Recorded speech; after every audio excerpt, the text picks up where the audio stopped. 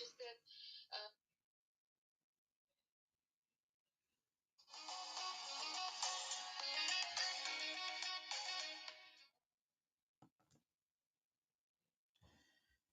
gosh, we are live. Shout out. Hello. Shout out. Rinig ba ang voice? Check natin kung narinig tayo.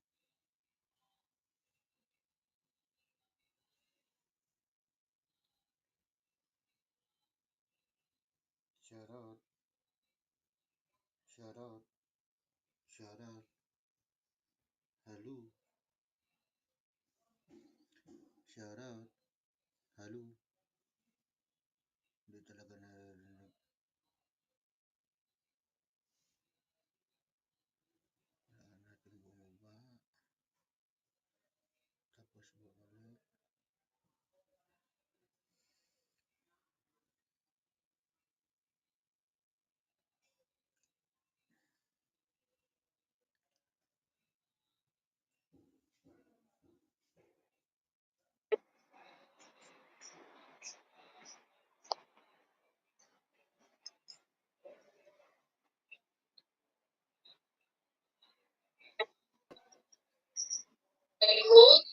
And have women below the age of 18 years old where they also being used. I didn't know about this for how many years till before I left the Philippines. I heard from others that she's very close to pastor. She grew up with you. She's a senior there. She's pastoral, and I heard that. Oh, you're crying because I was complaining about pastoral ministry. And she said, "Oh, you're crying because you're pastoral. At least you're mature." But I become pastoral at 12 years old. This is time when I was like shocked. The next day when I heard it, that become pastoral at 12 years old, I started to fight with pastor and ask why is it normal? Miss Julia,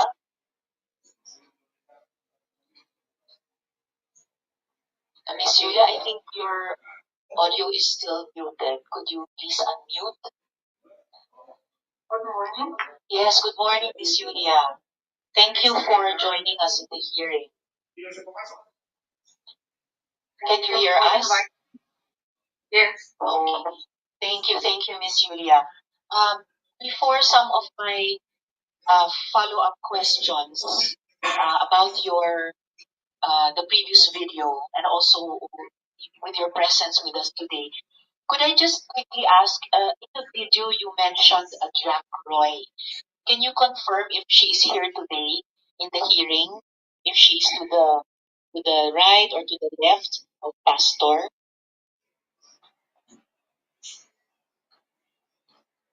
I cannot. You cannot see the video. Yeah, but she's present there. She's present. Is she to the right or to the left of Pastor? I don't remember. I have to check. You cannot see the video there. Yeah. There. Yeah. She's. Can you confirm where if Jack Ryan is here? Right. Between the English and so is she the one on camera right now with glasses? Yes, yes, she's the one. So that's the Jackra you mentioned in your previous video. Yes. All right. Thank you, Miss Julia. How many?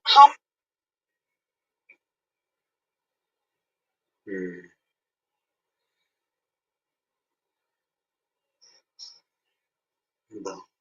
Mahirap din talagang mga kapatid na maging maangan tayo sa salita natin Panginoon Diyos. When you were there. Diba? Oh. Well,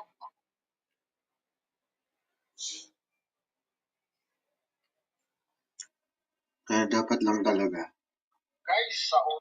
ano rin din tayo, mag-aral din tayo sa salita natin Panginoon. Kaya dapat lang talaga. Kasi hindi ka nag-aaral, tapos may magsasalita sa inyo sa harap, akala mo tunay na sila. Diba? Pero nangangaral pa rin sila sa kademonyuhan. Di ba? Yun yun. Kung totoo yun ha, pinapaliwanag ng babae. Pero itong babae na 'to, kung paulit-ulit naman na yung ginagawa, nagugustuhan din niya, 'di ba? Yun yun. Kasi sabi nga ni King David, kung manatili sa pagkakasala. Nanatili siya sa pagkakasala dahil matagal sila nagbalik-balik ni Kibuloy, nagkakasala din siya, 'di ba? Posible naman yun kung nakisama ka ng matagal. Ano yun, nagpakatanga ka na mali na ang turo, kulto na yun, 'di ba? Kultuhan yung turo, kung totoo man yun na gano'n, layasan mo na. May mali ka rin. Ba't di mo inalayasan? Eh, sinungaling, di ba? Kung totoo naman talagang nagtigkas sa tingin mo, Jesus Christ lang naman talaga eh. Kahit basahin niyo lahat ng mga scripture yan, di ba? Jesus is the way lang talaga. Sa pananampalataya lang tayo maligtas sa magitan ng Jesus Christ. Ngayon, mga nagpapatunay kayo dyan na ano, ni Kibuloy, kaya tayo may pagkukulang. Kaya nga siya sinasabi dyan, mahirap lakaran ang salita ng Panginoong Diyos kung sundan talaga natin. Mahirap talaga sundin kasi maraming tunok pagdaanan. Ngunit sa pamagitan ng tatlong pananampalataya, naligtas tayo through Jesus Christ. Yeah. Yun lang. Eh, kung may mali na sila, nandun ka pa nanatili. Hindi ka sabi sa kanila na ginagamit mo na ang salita ng Panginoong Diyos para magkapira ka. Eh, magiging boldness ka rin. Hindi nang mali sa inyo. Ngayon pa kayo nagsumbong na malapit ng eleksyon. Diba? Eh, mabahiran kayo ng pamumulitika pa rin. Kasi saka kayo nagsumbong, politika. Nagpangabit kayo sa mga politiko. Diba? Wala pa rin kwenta yung mga ano nyo.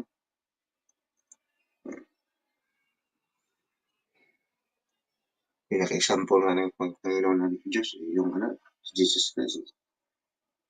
Yung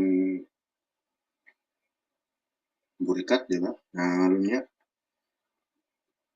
Pero hindi pa rin niya hinusgahan. Di ba? Sana sila. Sino yung unang Kung sino yung unang kasalanan yung isang unang bumato, wala kang bumato, di ba mga kapatid? Kasi lahat tayo makasalanan. Ngunit, tayo tumatawag sa Kanya. So, kita natin tayo. Biyayaan tayo. Anong biyaya na sa atin, tanggapin natin. Diba? Biyaya niya yun eh.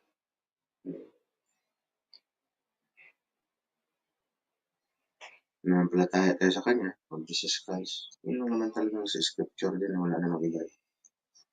Kasi napakabait ang ating Panginoon at talagang nayudyod na tayo sa yawa. Ang kanyang kapamaraanan, ipinala niya ang kanyang bugtong. Last time, yun ang pinaka-lifetime. Hindi siya naparito para salbihan. Siya ang nagsilbi sa atin. Hindi kanya ganyan dugo. Maintindihan din. Hindi na maintindihan yan. Kasi babalik pa rin kayo sa pagkawanis na turo eh. Lahat ng mga pastor bumabalik sa wanis na turo. Diba? Oh. Ngayon, ililay niyo naman kay Duterte yan. Diba? Ang hirap sa inyo eh. Diba? I-implicate niyo kagad kay Duterte. Lahat ng mga kasamaan, i-implicate niyo kay Duterte. Ngayon, kung kayo naman ang hindi maging presidente, uusigin na naman kayo. Hindi nga inusig ni Tatay Digong yung mga dating presidente kasi focus siya sa trabaho. Dapat kayo, focus kayo. Kaya nga nagiging rigid na oposisyon si Inday Sara ngayon sa kanyang pagpapaliwanag sapagkat tinitira niyo ang tatay niya, di ba? Eh kung hindi niyo tinitira tatay niya, siguro hindi siya magiging strong oposisyon ngayon sa inyo. Kasi nga, kaibigan siya ni Amy, di ba? Kayo patuloy ang walang utang na loob, di ba? About my work, kaya hindi ako nagsasalita. Pero ganito yung nangyari. Thank you, thank you. Never, ever ask me to run for president. Ay, Yan yung totoo. Di ba? bakit ako tumawa? Nung sinabi niya Oh, yan, sa tuwing meron tayong nagulat ano, ako. ipalabas Nagulat ito kay ako. Sara, To the point na diba? iisip ko, Share nyo guys, mga ibig Duterte. sabihin, Mga Duterte dyan. ikaw ba yung nagsisinungaling o si Tatay Nico? Ngayon, yung investigahan nila dyan Kasi sinabi niya kay yan, Quiboloy, ililin din naman nila, ididiin na naman nila si Tatay Digong yan. Itong mga satanas na to eh. Suntiveros, satanas talaga eh. Pero yun, wala na kayong ginawa sa termino ninyo kundi pag-uusig ng tao. Dapat nga, umayos na kayo dyan eh. Para makakonsentrate kayo sa pag-atupad ng mga platform ng government nung kayo tumakbo. Eh, sito si Sarah. Magsasalita na sa inyo. About my work, kaya hindi ako nagsasalita. Pero ganito yung nangyari. thank you, thank you. Never, ever ask me to run for president. Ay, Yan yung totoo. bakit ako tumawa? Nung Strong opposition siya About ngayon. my work, kaya hindi ako nagsasalita. Na, Pero ganito yung nangyari. thank you, thank you. Never, ever ask me to run for Ulit-ulit. president. Ulit pala to. Thank you. Gist lang. Sa left side, nagsasabi siya doon, hindi si PRD. Hindi si PRD ang sumulat ng ibang tao. Nagsasabi yung tao doon, Sarah should not run for any position. Dapat si Bongo ang tumakbong VP. Yun yung nakalagay sa left side na document. Nakalagay sa right side na document, Sarah should not run for any position. She should endorse Bongo Roy Duterte for President and Vice President. So yun yung proof ko. Yun yung dala-dala ni PRD na document.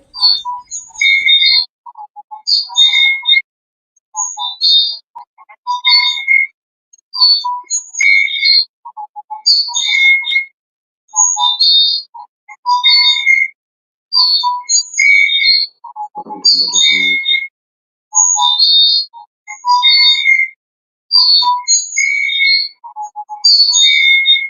Parang pala ako nakabalik.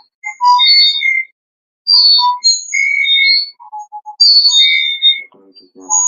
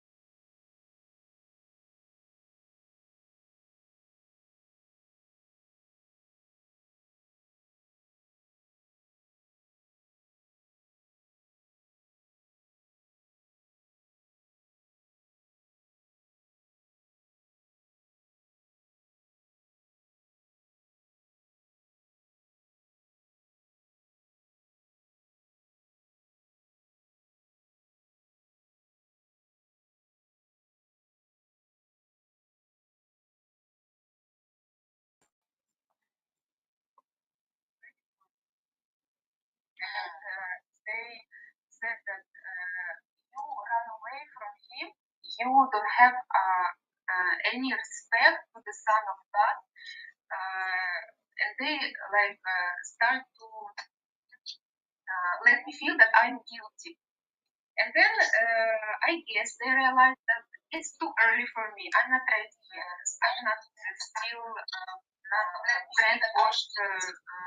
And then I can do it. I guess they realize so they explained that. They call me again and they said, "Oh, don't worry. This is this is not my reaction. They know that I cannot wait. I just go away." And they said, "Don't worry. This is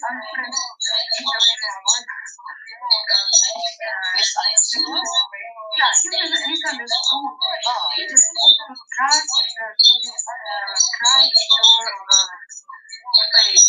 And like if you motives are really real. And they again use the words of the Bible when Abraham sacrificed his son. And that it's just like what he used as this example. It comforts me, and I said, "Oh, okay," because and then I feel that I'm good about that. Then the next level, we have said, "Oh, okay, maybe this again." The next level, we have a dinner, and I have trauma in my body, and I was just looking like I have pain in the back.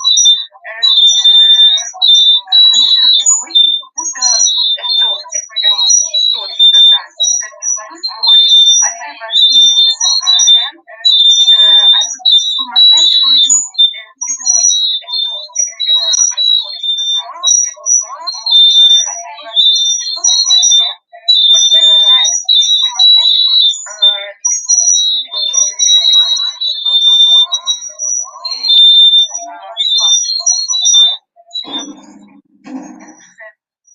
you said you have a pain, you want to massage." And I said, "No, no, I'm okay. I was just said, don't worry, just trust because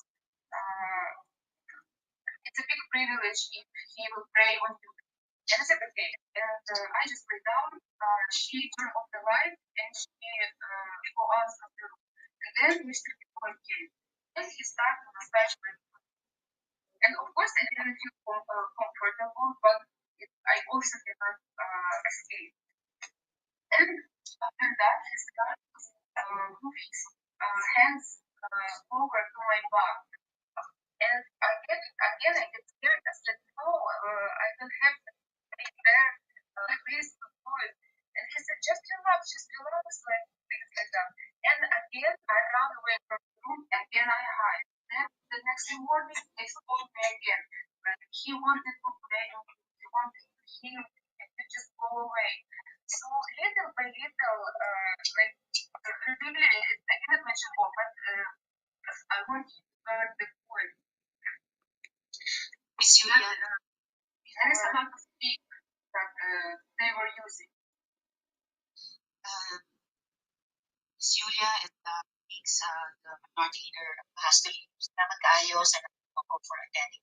Miss Julia, before my last follow-up to you at this point, I'd just like to quickly ask Miss Jacqueline Roy. Miss Roy, quickly lang po at narinig nyo yung sinabi ni Miss Julia. Do you confirm what she said?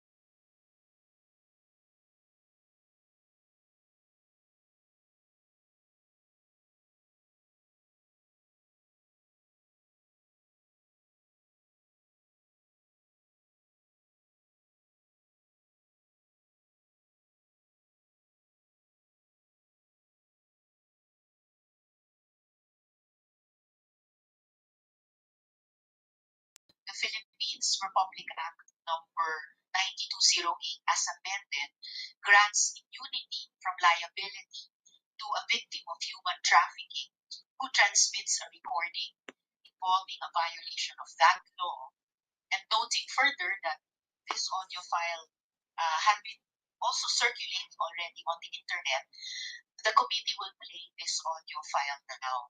So please stay with us, Ms. Yulia, while we play the audio file. I was about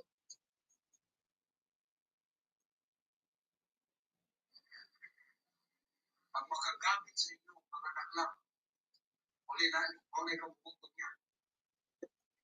Ikaw panik ay nagdaroon niya. Pag pinapas din mo, imo pinapastanan ng malaw. At yun kang mulay kong paluon. Pinari sa tumaw. At nabigmit na sa tanas na rin. Kapakita sila sa inyo sa internet,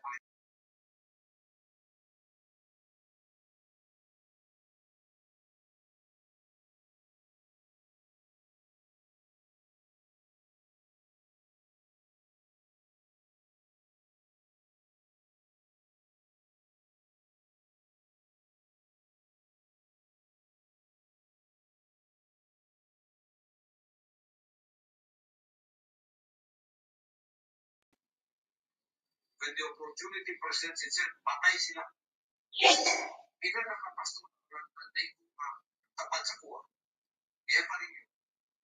Di ba niya kung mapasakitan ng membro na? Pag nagkikontak ng lalaki niya, nakik-sex ka na sa iya. Yata ko rin mong kabali mo sa iya. Pag sa internet, inagyo ka na. Yata ko rin mong kabali mo sa iya. Dato ko, nasali ko sa iyo. Dato ka kung buwan na ko sa iyo. Ito ko rin mo. Driver. Masaya ko ba ito? Dato, para magpauli akong ito, masaya ko ba ito? Ikaw, kung driver, pag-iutakan. Siguraduhin na ako na masaya ko. Dito pa ko makabawi sa ako. Mabitawan mo sa iyo. Very last meeting namin, dala niya yung document na yon. So yun yung proof ko na hindi talaga nagsabi si President Duterte na tumakbo ako. Pero, big question, ano? Pagtigawas ka. But of course, siyempre, because of the support of VP Sara dito kay BBM, that's the reason why talagang na ganun pala yung sinabi ni PR, or ganun pala yung totoong pangyayari. You could imagine, 2 years, 2 years na inobserve mo na lang yung sinasabi ng mga tao na kasalanan mo kasi, pasaway kang anak. Hindi ka nakikinig sa tatay mo. Ganun, for 2 years. Pero never niyang sinabi sa publiko na, never naman niyang sinabing tatakbo ko ng presidente. Kaya nung sinabi niya to, nagulat ako. 7 times niya ako pinuntahan sa bahay ng nanay ko, sa bahay ng asawa ko. Kung nag-communicate mong lalaki, pagkatapos mag-report mo sa akong madre. Samtang niya mo sa akong balay, ang gusto na ako diri mo yung tumano. Hindi mo pwede mo tumag diri sa gusto ninyo, madili na ako gusto. Kapuyon kung mag-yung animal, anak utak sa tanas diri ba? May ibog ko ng mga muros, ng mga Muslim. Dahil mga babae sila magpa-prostitute sa ilang mga walios. Kasi para mawala stress. Inanga po ang iyong weakness sa lalaki. Ilabay ninyo na kaya di na nakapuputol sa mahan. Kaya di mo na mong pastoral para sa anak lang mo.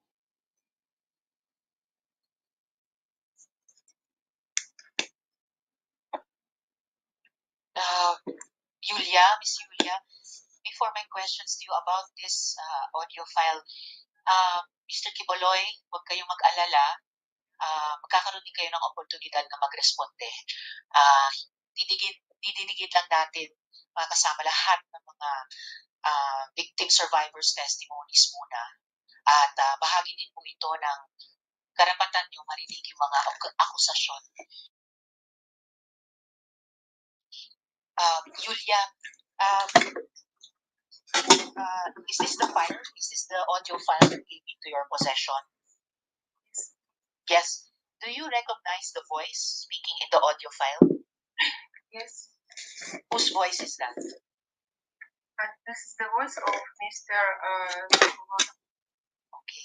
And well, I know that you don't understand Bisaya so well, but do you have a sense of what he was saying in this audio file?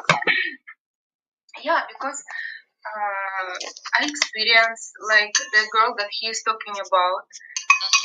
Only if you know, is Pane Stephanie Yeah. Ibarra? Yeah. Yes. Who is Stephanie Ibarra? Stephanie Ibarra is main senior in the kingdom, and she's main assistant of Mr. Quiboloy, like the one who like always guide him everywhere. Like, and she also have access to his room the same as Mr. Quiboloy have access to her room. So Okay. Was she also your groomer? Was she also your groomer, like you said Jacqueline no. Roy was? No. No, she was not. All right. And why I know you asked me can you repeat the question? How I get the idea what he's talking about in Yes. this audio, even though I don't understand English, because I experienced a lot of things in the ministry. And for example, the girls have some lapses there. For the work, it's a normal thing. Like, for example, they want to chat voice or something. Like, it's not a crime. But according to the standard of and the rule that were in the pastoral, it's a big crime that he will punish them. And I witnessed how Stephanie was several times, only in my time, she was trying to leave the ministry. And Stephanie Ibarra or Pane was trying to leave the ministry. Yeah, she was trying to leave the ministry. And every time she tried, they very in brutal way, in very arrogant way, they will put her back, be always loyal to Mr. Quiboloy as his How brutal and arrogant way? Like, for example, there was one time she wanted to run away from the house of Manila. We stayed there before we have a concert day there, and we stay in worker's house. And she wanted to run away. She jumped from the window together with her luggage. And how when high they was found the out, window? I don't know really. But she jumped from a window. Yeah. Okay. She was trying to go out because she know in her position in the kingdom she cannot say that, can you release me? I don't. I'm full. I'm fed up. I want to go out. She know it's not possible. And why wasn't it possible? Because like as I said, she is like her his trophy. And he said, like, even to us, like, if she will leave, how I will handle the other girls. Because she's like, she used her as example that must be loyal, that must be single. And he like, he said that if I will let you to do it, it will be like like it will bad reputation on me. Because why was she Quiboloy's trophy? Because this is her position in the kingdom. Because when you are in the pastoral ministry, the main goal is to become a leader, because most of the leaders in the kingdom are women. And he always said that all these girls must be a leader and must be single, because we sacrifice our life through the body of King Boy. And he didn't want to lose anyone, especially Stephanie, because they So like especially after, Stephanie.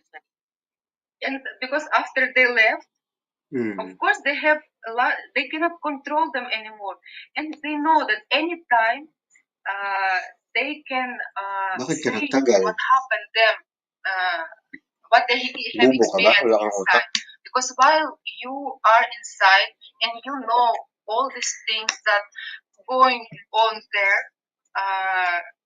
like they If very Stephanie afraid or that you, Pane as soon Ibarra as you was will go able to out, you will. escape, if she She was was able to escape, if Kibuloy could not control Stephanie or Pane Ibarra anymore, what would happen? Miss Julia? Yes. I don't know because Hmm. Hmm. because to me and to us, it's nothing will happen. She will just live her own life, good or bad. It depends on our choice on the way how Yes. we work on life. Because he always put Wala the palang fear nangyari on sa inyo us eh. that if you will go out, you will become a prostitute. All the men will use you, Hmm. and here only I using you, and you have this privilege.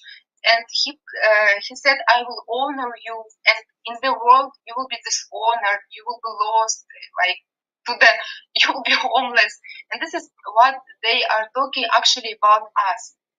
Like for example, me, I came with a sincere heart to this ministry, and I didn't have any bad record inside the kingdom, except that I fight with Mr. Kibolo about this pastoral ministry, because for me it was hard to adjust to this rule, because most of the girls in the pastoral, they came from a broken family or came from very young age that don't have example in life, that don't have a father, especially when you are young and don't have experience in life. You can plant them the thinking that this is life is normal, it's good, and when you don't have experience about other life in the world, you will really be afraid to go out. Miss And Julia? Hmm. yeah. Yes. So I know that you want to say something to Pastor directly. Here in the Senate in the Philippines, we don't allow resource persons to talk to each other directly. You may only address the chair. So if you want to say something directly to Kiboloy, please address it through me. For the record, please say, Madam Chair, this is what I want to say to Kiboloy, so that he can hear you and we can put your message to him on record. So please Okay. proceed. Madam Chair, this is what I want to say to Mr. Kiboloy. When I came to the Philippines, I trust my life to you. You promised that you will put honor, dignity on us, and we trust that this is what will happen. And all of this time in this ministry, I was very honest to you. And if there was something that I understand, I always come to you and ask why. Explain me. So from the very beginning to the end, I don't have any bad records. I didn't show myself as a girl, cheap girl, and I always try to be on that level that you try to put on us. But because of this pastoral ministry, for how many years you know that I was trying to learn this way, but I always argue Hmm. with you because I have a good example in my life. I have a family. There is a wife. There is a husband. I came 24 years old. I'm mature, and it was very hard to broke my the way my view about what is the life, normal life, happiness must be. And I really try to broke myself to follow your rules in the kingdom. But you lead us in a very bad experience. For all these years, of course, I have a good experience and bad, and when everything is mixed up, it's very hard to analyze. When when you are on your emotional are like, they will put you very high, they will put you very low, and you're always on the slave. It's very hard to analyze the way you your true feelings, and they will think that the way you feel bad about this ministry, that this is immoral. But he tried to convince that this is the very high level. They made us doubt about our feelings, and I was there with the honest heart. And even before, like when what pulled me back from this ministry, because from this 6 years, as I said, I have a good and bad experience, and to the year of 2019, the bad experience was already more than a good, and I decided to leave.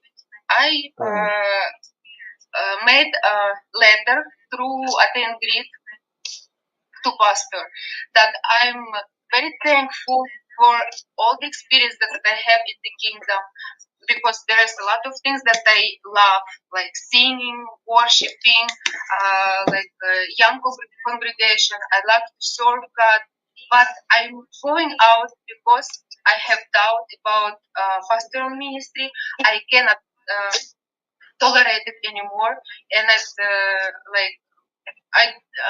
don't feel that I can do it. And this was the time of COVID, and I was in Ukraine that time, living here. And because it was COVID, I went to from the KLST workers' house. I went to my parents' house, and I stayed there for how many months, because it was we didn't know. And this is again my thinking renew. Again, I see my family. I see, and I start to. There is no one who will influence me again, and I came to life. But even though the bad experience that I have, I still go with a thankful heart. And what they do to me, because I still watching, even though I go out, I still watching the TWP program. In his TW program, I didn't do anything bad. He said about me that if you will work as a prostitute to whole your life out of the kingdom, you cannot replace all these material things that I invest in you here. You compare me as a prostitute, and I'm here living like.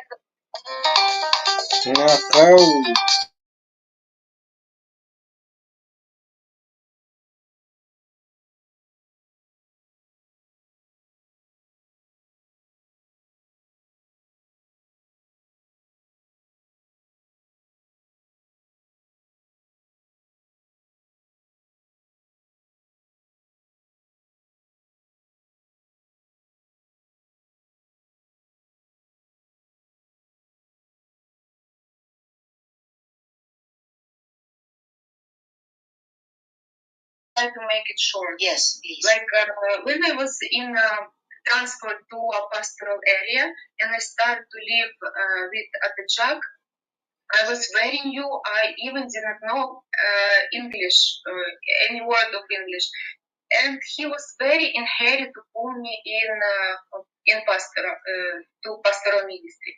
And there was one time Atachak, it was night, and she called me and she said like he wants to talk to you. And I came to his room, and he had Russian Bible. He opened Russian Bible because he cannot talk to me in English.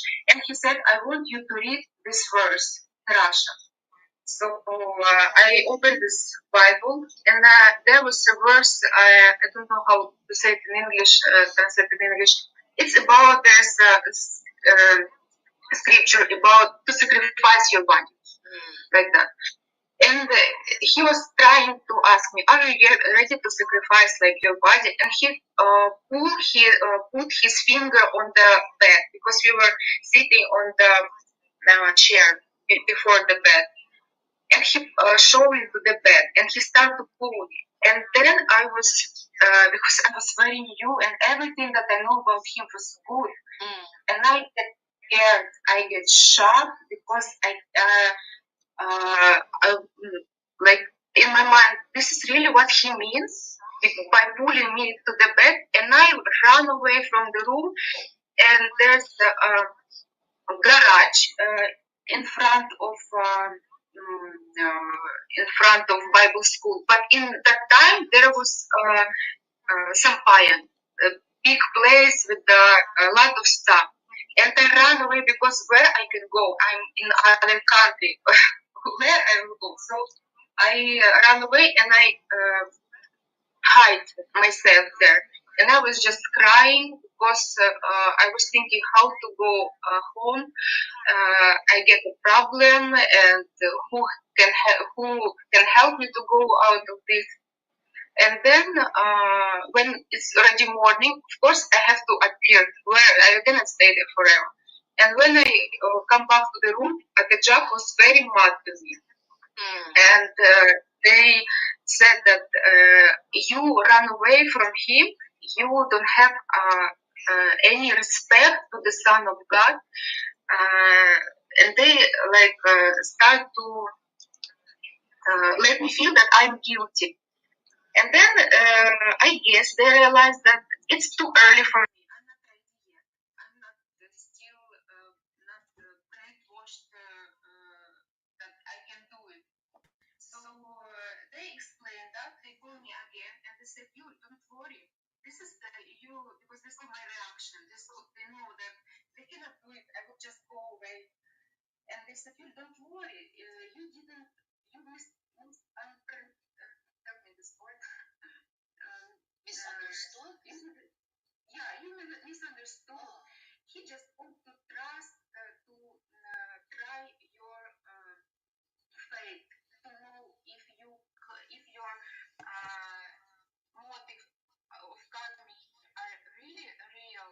And they again use the verse of the Bible when Abraham sacrificed his son, and he said it was just like what he used to you, and this example. Miss Julia, it comforted me, and I said, "Oh, okay," because and then I again started to think good about him. Then the next level, we have a dinner, like few maybe weeks again. The next level, we have a dinner, and I have trauma in my back, and I was just talking like I have pain in my back, and Mr. Quiboloy, he put a joke, as I thought in that time. He said, "Don't worry, I have a healing hand. I will do massage for you, and you will be healed." And I was just laughing or laugh because we thought it's a joke. But when the night came, in the middle of the night, at the clock came with pastor to my room, and I was just sleeping. And he said, "You said you have back pain. He want to massage you." And I said, "No, I'm okay. I was just joking." He said, "Don't worry, just trust because it's a big privilege if he will pray on you." And I said, "Okay." And I just lay down. She turned off the light and she go out from the room. And then Mr. Quiboloy came and he started to massage my back. And of course, I didn't feel comfortable, but I also cannot escape. And after that, he started to move his hands lower to my back. And I get scared. I said, "No, I don't have pain there. Please don't do it." And he said, just relax, like things like that. And again, I ran away from the room. Again, I hide. Then the next morning, they spoke me again. Like he wanted to pray on you. He wanted to heal you, and you just go away. So little by little,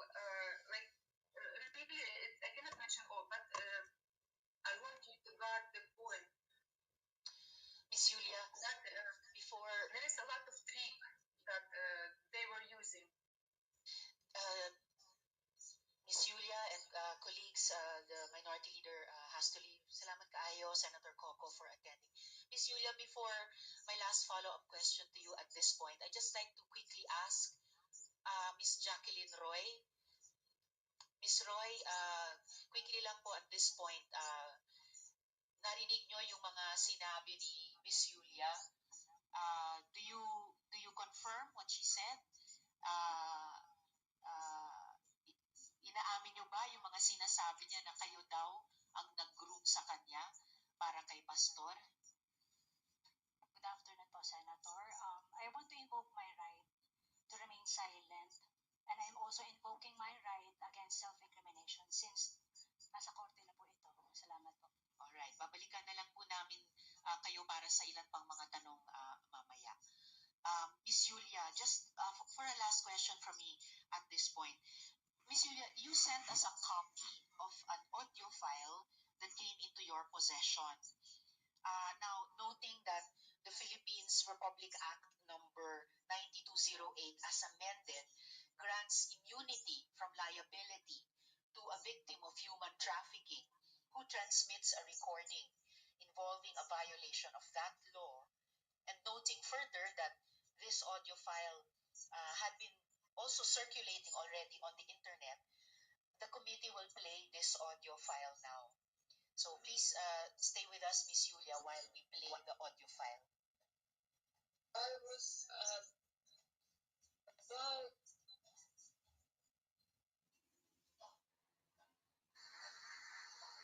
ang makagamit sa inyo ang anak lang. Wala lain, wala kamubuto niya. Ikaw, panik, ay number 1 niya. Pag nilapas ni mo, imo ginapastanan ang balahon.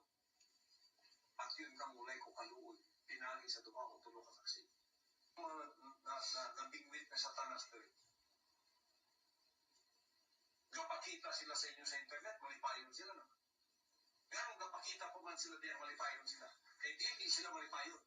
Kato sila, bukuro na ko to. Abinan, tapos na ko sa ila. Pabayaron ko sila tanan. Kaya naiutang sila sa ministry na ako. Naiutang sila sa kingdom. Bayad ko sila madali matugay. It will take 5 years, it will take 10 years. It does not matter. Basta nakatutok sa ilang angel of death. When the opportunity presents itself, patay sila. Ila na pastoral na naigo nga tapat sa kuha. Iya pa ninyo. Di man niya ko mapasakitan, membro-membro lang. Pagka nag-contact ng lalaki niya, nakik-sex ka na sa iya. Yatag mo na yung kaugalingon sa iya. Pag sa internet, sa I love you ka na. Yatag mo na yung kaugalingon sa iya. Dato ko, nagsali ko sa iyo, yatag na ko sa iyo. Ito ko ni driver. Kasi sa iyo mga dato ko, para magpapagod akong doon, ikaw, yung takas. Sigurado na ako tayo nito.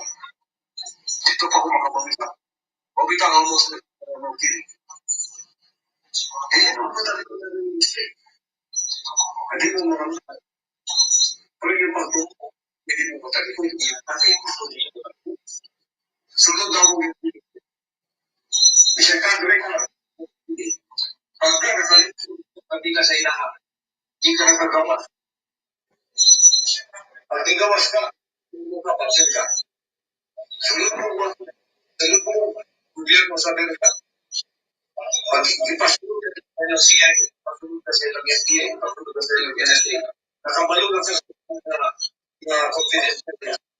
Tapos ka bukuro. Inani ang ako, commitment na ako sa inyo. Wala na yung makatangkot sa inyo. Wala na yung makatangkot sa inyo. Wala na piling makatangkot sa inyo. Pag nag-try doon, na yung bukod sa inyo, nakailan mo dito. Kapahamakan na yung i-implement mo na. Una-una ninyo, makalaluman ninyo, una-una ninyo sa ministry na ako. Okay, hindi ako, kapag natin isunod ka. Natin isunod mo. At yan, iibig ko sa luwas. Ito nasa na, kung hindi na na. Yan na kalala, natuloy. At kung hindi ko, ito lang, pagkakapag sa Ang gusto natin, hindi mo pwede gusto ninyo, madili na ako. Ako yung para sa iyo. May ibang kuwan ko, alam mo mo, may mga babae, picture sa ilang mga wato.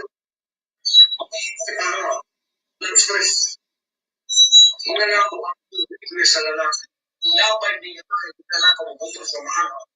Hindi mo na mo anak lang mo. Sa lalaki.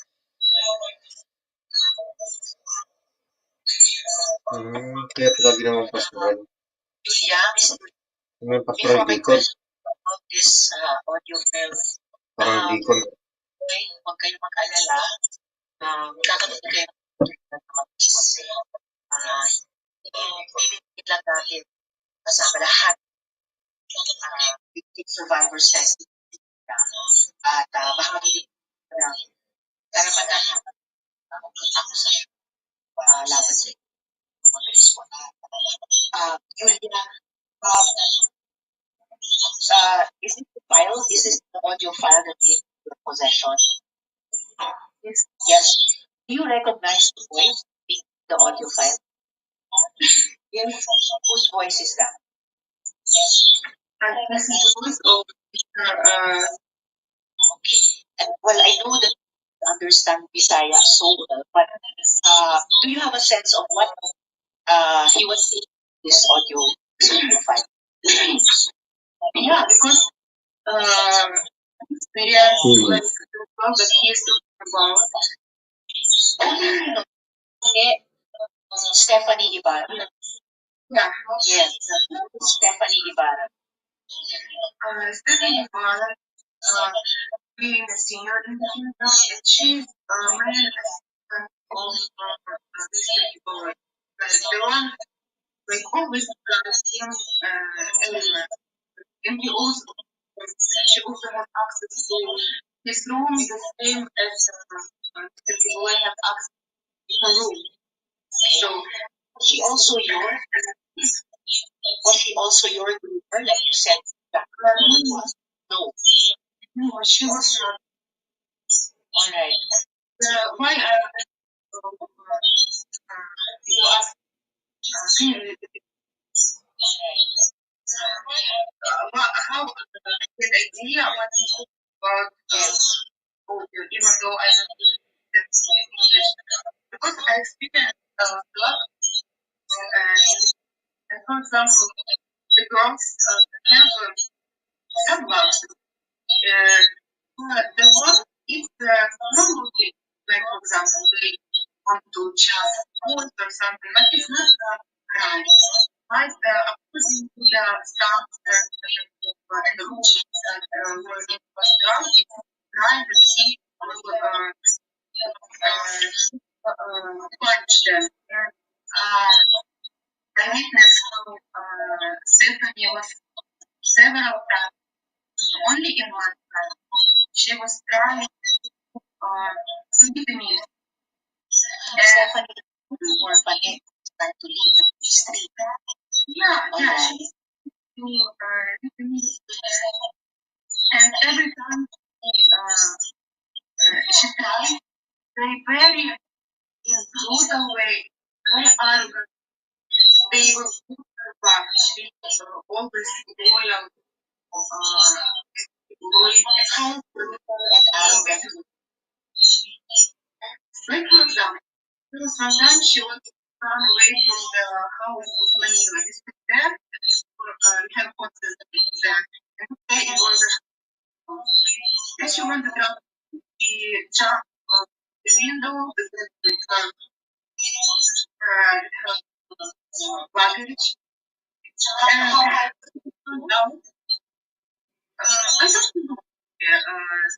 But she jumps from the Yeah, she was trying to ask because she knows in her position that she cannot take that. Can you please? I don't I'm full with that. I want it's not possible. Why wasn't Um, Because, like as I said, she is like her his trophy. And he said, like even to us, like she will leave, how I will put the other place. Because she used her example that must be loyal, that must be single. He said that it like you should will be like look on me. Why was she trophy? Uh, because this is her kingdom. Because when you are the film ministry, the main goal some leader, because most of the leaders are women. And he always said that all these girls must be leader and must be single because we watch our life through the body of the king. And he didn't want to lose anyone, really strengthen. Because like after, and because after they left, of course they have they cannot control them anymore. And they know that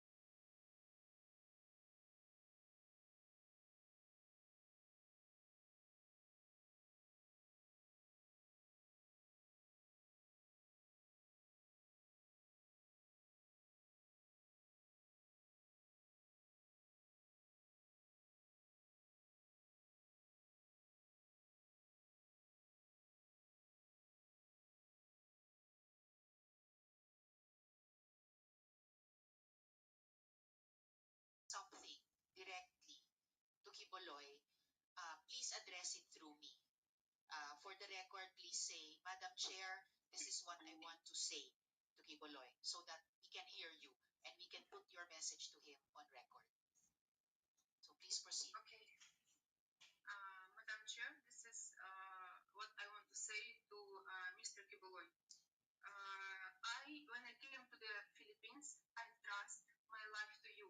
You promised that you will put honor, dignity on us, and we trust that this is what will happen. And all of this time in this ministry, I was very honest to you. And if there was something that I understand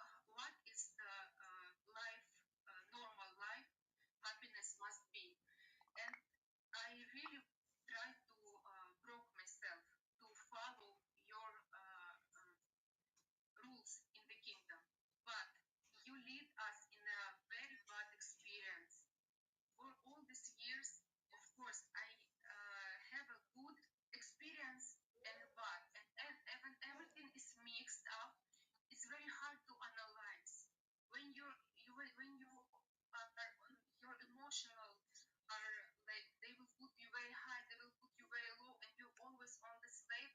It's very hard to analyze the way you your true feelings, and they will think that the way you feel bad about this ministry, that this is immoral, but he tried to convince that this is the very high level.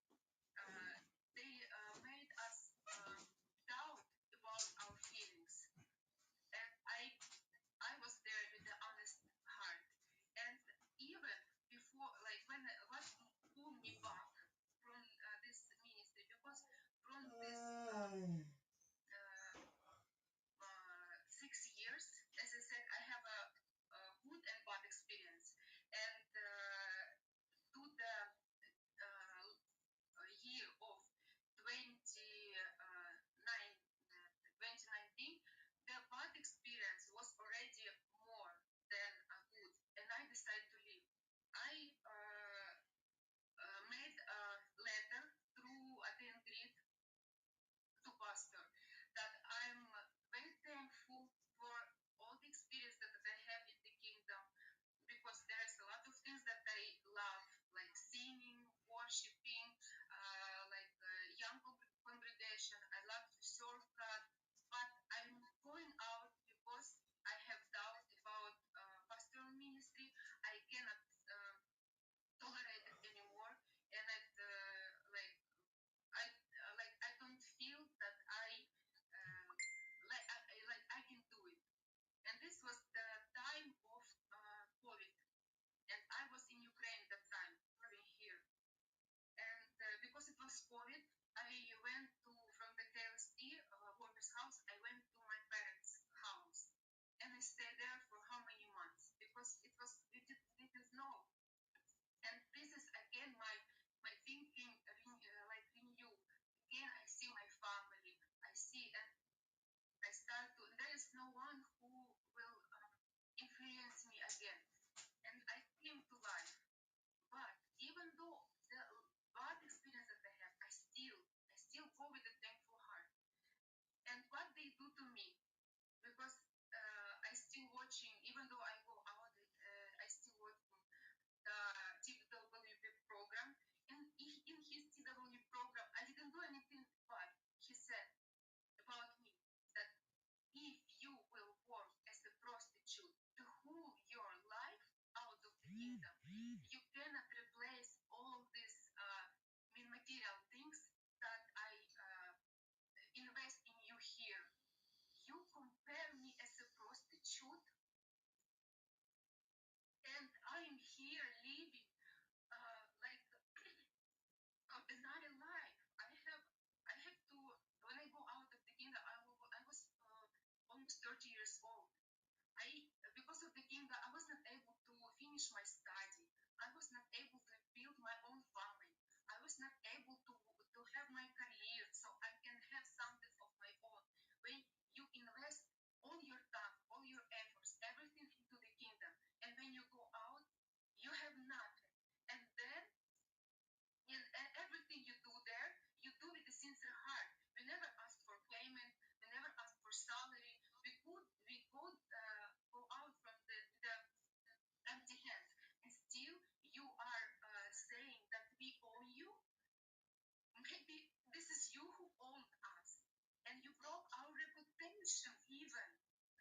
Thank you And very he much. started to say very bad things about me to destroy my reputation, because he knows that if I will go out in the way, if in case if I will say what is happening there, my reputation will be destroyed and nobody will believe.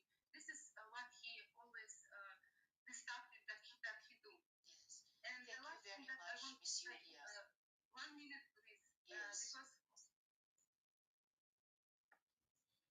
I always argue about the pastoral ministry, as I said, especially when the minors came.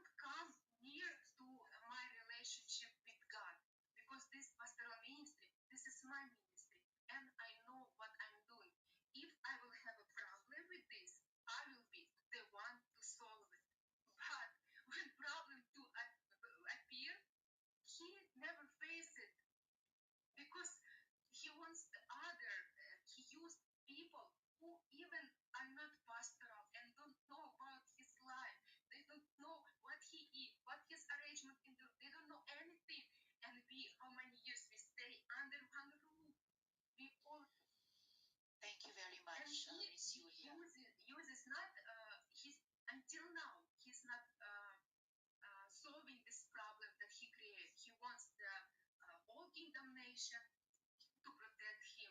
He want even this victim to make them as accomplishment protect him. Thank you very much, Miss Julia, for I want actually to helping face your us. problem. Yes, you're helping us to find out what the problems actually were and see if through our laws we can prevent them ever happening again. So thank you very much, Miss Julia. Please stay on in our hearing in case we have other questions for you later in the hearing. We will now hear the other victim survivors. Thank you very much, Miss Julia, and take care. Thank you very much. Okay, thank you. Thank you. So ngayon, pakinggan naman po natin si Edward Ablaza Masayon. Sir Edward, maaari mo bang ipaalala sa amin, di ba kayo yung bahagi ng Second Signal Battalion ni Quiboloy? Opo, Madam Chair. Okay po. Ano po ba yung Second Signal Battalion? Para ba yung private army? Actually po, Madam Chair, ang Second Signal Battalion is a legit po na galing sa Philippine Army. Noon po, nag-start yung ano ni Kibuloy po,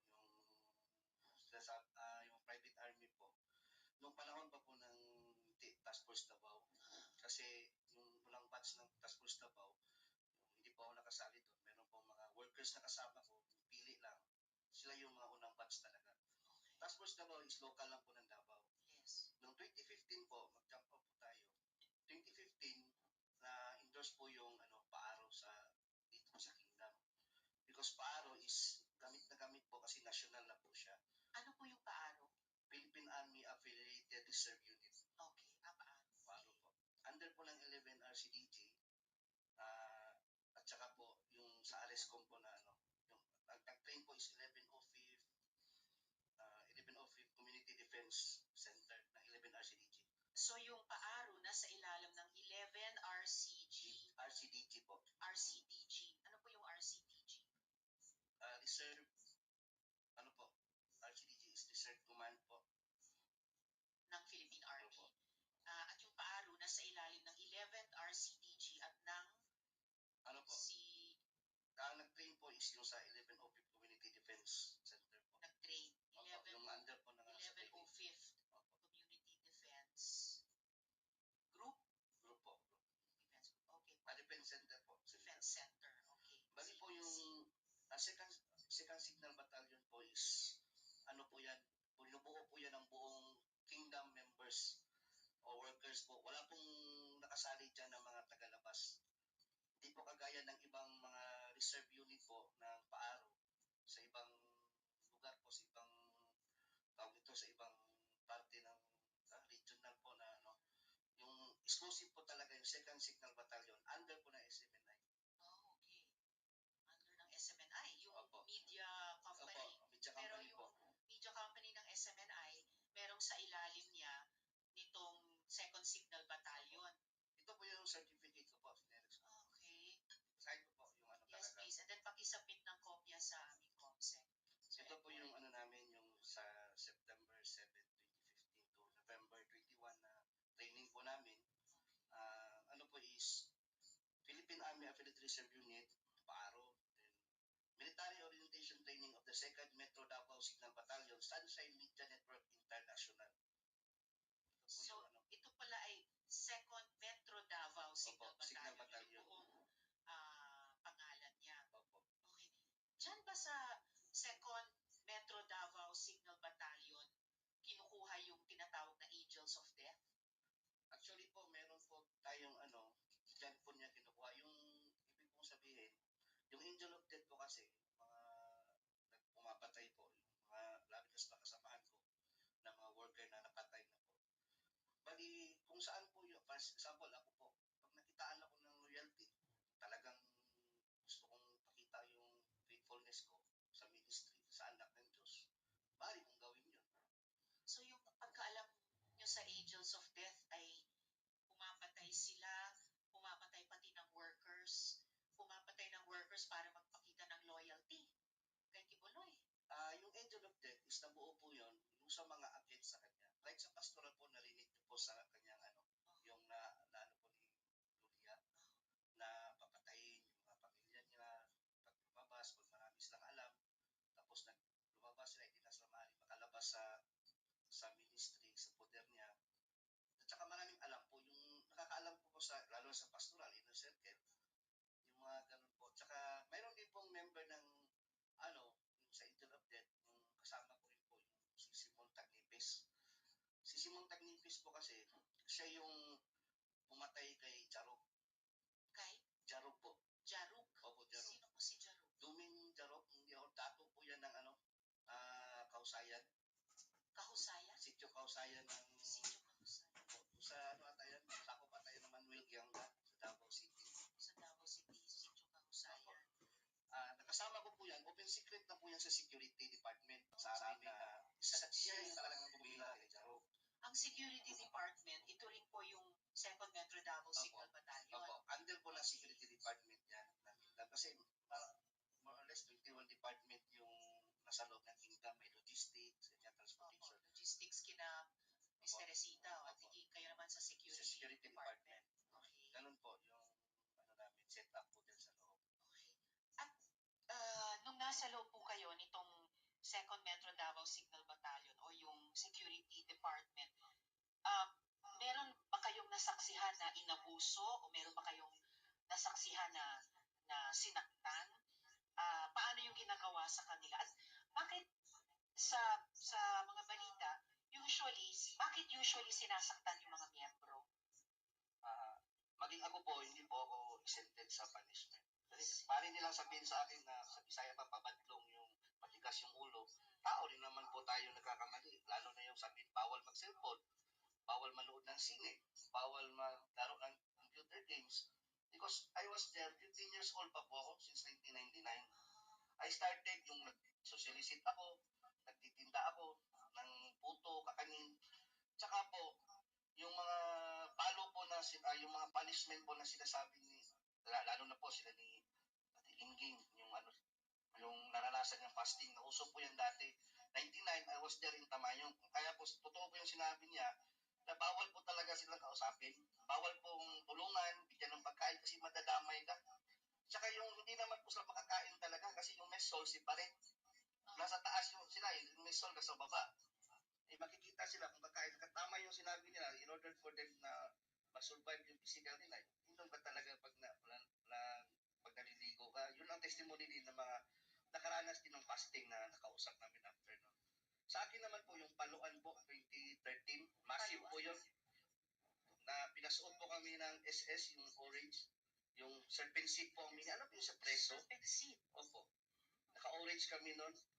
Tanggap naman po namin yung time na yun kasi akala namin yung siya yung anak ng Diyos, yung talagang tanggapin mo yung punishment mo. Alam niyo po yung parang ang turing sa amin na yung trapo, mas may karapatan pa yung trapo kaysa sa amin. Hindi kami, kahit bata, bawal kami kausapin, bawal kami magingay. Yung isang beses na tumawa kami, pinapalo kami at ulit.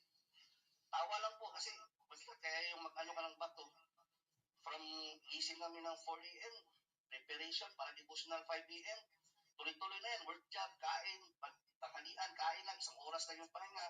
Hanggang alas 10 ng gabi yung namin, trabaho, puro mas overtime. Matagal pa sa pagkakaroling kina Ate King na 14 hours. Kayo, 4 a.m. hanggang 10 p.m. Opo, hindi ba po kasali yung devotional? 18 hours, may devotional pa. Pag matulog po, mga 11 na po kami makatulog, 11 or 12 na yan. Ay, wow. Okay, so 16 hours, pwedeng umabot ng isang araw. Opo. Okay, yung mga pagpatay nung 2nd Metro Davao Signal Battalion o yung security department, si Quiboloy ba ang nag-order ng pagpatay sa mga dating KOJC members? Opo, kasi yung kay Simon po kasi, sabi nila sa amin yan. Nakausap po si Simon. Opo, way back. Hindi ko naalala yung mga taon na yun. Pero sabi niya na, kasi may galit daw kasi si pastor doon sa yung Jarog kasi yung lupa niya doon, ayaw ibenta. Jarog? Iba, Si Jarok at si Simon Taglites ay parehong tao or Hindi po, iba. magkaiba sila? Opo. So bakit kung galit si Quiboloy kay Jarok, bakit papapatayin si Simon Taglites? Si Simon po kasi, nung matapos niyang patayin si Jaro, Siya ang pumatay siya kay pumatay Jarok. talaga. Matapos niyang barilin si Jaro, nagkasama ko siya sa QDC compound sa Katitipan, na kung saan security din siya. Parang normal lang, parang walang nangyari. Hanggang sa lumabas siya, yung paglabas niya po, hindi pa siya nagkaroon ng threat kasi nanahimik lang siya nung time na yun. Pero hindi namin alam bakit few years, ilang taon na, bakit nag-live siya ng Facebook. Against na siya ngayon kay Quiboloy po. Nagdala na siyang Bible, yung against sa doktrina. Sabi ng niya, yung mga kanyang pamilya niya, pinuntahan siya doon, nilapitan upang pabalikin. Ngayon, ayaw na niya kasi sabi niya, ngipin sa ngipin, mata sa mata. Kasi kumbaga, nagkasala siya ng nakakuha siya ng buhay, nakautang siya ng buhay ng tao, kailangan din niya, parang natanggap na niya. Yung pagpatay niya kay Jaro. Oo, tanggap na niya na may mangyayari din sa kanya. Kaya nga, talaga siya, sabi pa kasi makakilala kami ni Simon eh. Sabi pa nga niyang niya, yung mga kaibigan niya, yung parinti niya talaga, yung kadugo niya, kamag-anak niya, sabi nga niya na kung saan magdadala na siya ng Bible, gano'n na po yung niya. Kasi parang nagsisisi po siya sa nangyari nagawa sa kanya. Hanggang sa dumating po yung time na pinatay talaga siya. At si Quiboloy ba talaga ang nag-uutos na pumatay? Baka mga tao lang niya, hindi niya alam. Hindi naman po namin, kung ako, hindi naman namin gagawin yun kung hindi inuutos mula sa taas.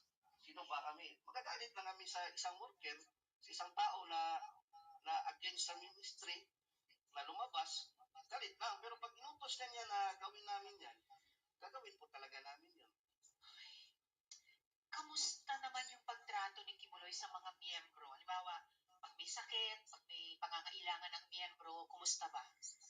Pag may sakit po, yun lang po yung doon. Kasi kami, ordinary worker, dati yun, kadalasan ko po, nung kasakit ako ng pneumonia, basal pneumonia, binibigyan na po kami ng pamasay, 100 piso, tapos pa-check up sa SPMC, sa public hospital, SPMC. Tapos, opo, hindi naman sa inaano natin, minamaliit yung SPMC.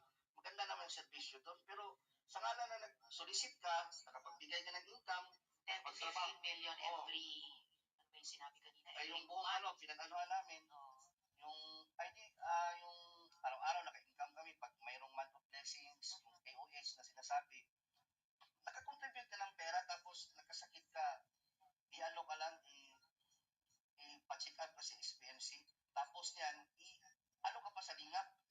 Yung programa po ni doon po sa Davao yung lingap. Pipila ka doon ng ilang oras. At saka hindi po sinasabi, ito yung Madam Chair, yung hindi pinapakilala na kingdom kami. Galing kami kay Quiboloy kasi mapapahiya daw si pastor kasi mayaman daw. Yung reaction ng tagalingap, malaman nila, Quiboloy mayaman yan. Pag kayo nangihingi ng so kayuda. Ganun po yung Tama rin. So, kasi nakaka-generate kayo ng malalaking pera, pero hindi, kumbaga, katumbas yung medical care na nakukuha nyo kapag kayo naman ang nagkasakit. Kung may ibang pangangailangan bukod sa health, ganun din ba yung nangyayari lang? Yung halimbawa po, yung katulugan nga namin, alam po nila General Torre po yun. Yung sila General Mananta, nakapasok sila doon yung tulugan ng mga babae doon. Parang dito, malaki lang tapos parang mga sardinas dyan. Tabi-tabi, lahat. Walang maayos na tulugan. Kaya kabaliktaran po lahat nakikita natin sa TV, yung propaganda. Saka yung yung binibigay sa amin supply, sabon. Ayan. Yun po, walang yung honorarium, swerte lang, mabigyan ka. 500 minsan weekly or 200. Depende sa tagal mo na sa loob. At sa kabila ng milyones na kinukota sa inyo buwan-buwan. So pati yung mga higaan, ilang paligo lang kumpara sa kailangang higaan ni Ate Gingging nung may bare na so may pago. Ito, very bare din sa karanasan ninyo. Ngayon, Sir Edward, pagkatapos nung mag-share kayo ng testimonya nyo sa Senado sa pamamagitan ng video noon. Inamin mo na lumapit ka kay Crescente Canada. Yes, kayo po. So, maaari mo bang ikwento, Sir Edward, yung encounter na iyon? Opo, ganito po yan. Di ba po, yung last December, Opo. nag-ano po tayo ni Fernie, ano Sa kami, yung office. about sa yung coming na hearing. Opo. Gaya po sinabi ni Yulia, kahit hindi na po ni Gingging, lahat kami dito, loyal at committed po kami lahat. Naniniwala kami na anak siya ng Diyos, glorified body. Kahit na lumabas ka, dahil parang doon ka na lumaki, yung mundo mo doon na umikot yung mundo mo. Tapos, pag na-anuhan niya na nalaman mo na para sa isip mo na siya na talaga yung daan at katotohanan kahit nasa labas ka, magkaroon ka ng takot, baka mamatay ka, tapos siya yung harapin mo. Yung ganun po yung nararamdaman namin. Kaya, yung time na yun, uso yung pinalabas na glorified na raw si Pastor. Yung time na yun, hindi na siya nagpapakita gaano. So, lumapit ako ngayon kay Ending Canada po, Presidente, sa Barangay Hall. Kasi baka sakali ako na totoo nga si Pastor, talaga, naka-decide talaga ako na lumapit. January 16 or 17, kung di ako nagkakamali. Itong taon. Kumbaga, pagtatraidor po yung gagawin ko, yung ganun.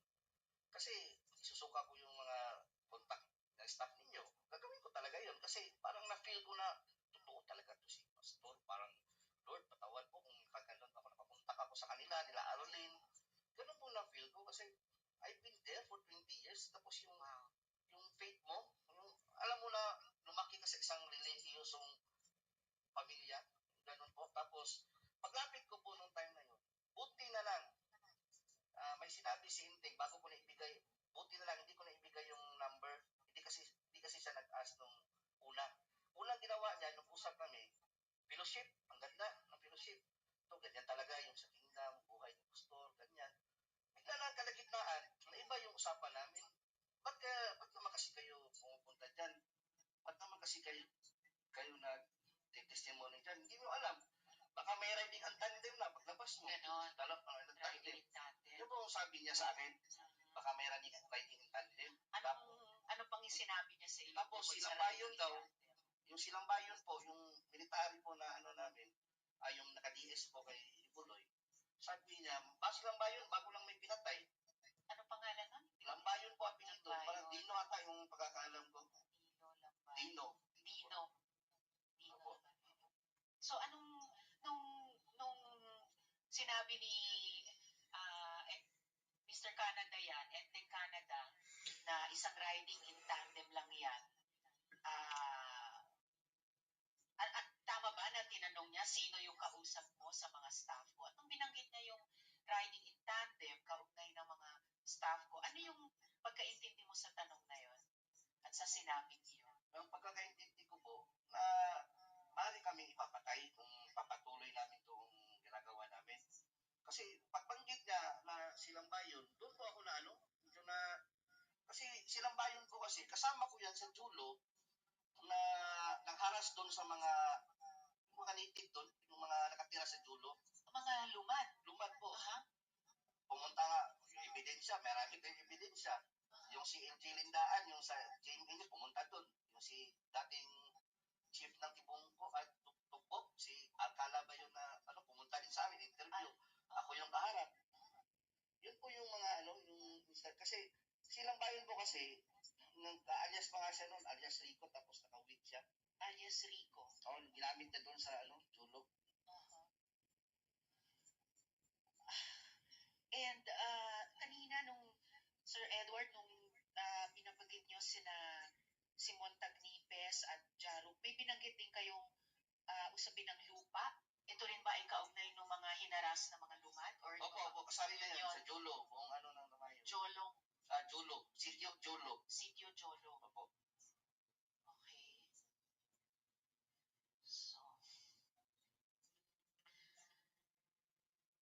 So yung encounter nyo, yung pag-uusap nyo kay Mr. Canada ay may ganong parang banta na ang dating sa inyo, pwede kayong ipapatay dahil binanggit yung riding in tandem. Pati nung tinanong niya sa inyo, yung staff ko, binanggit din yung riding in tandem. Paano yun? Pati staff ko, binabantaan nila?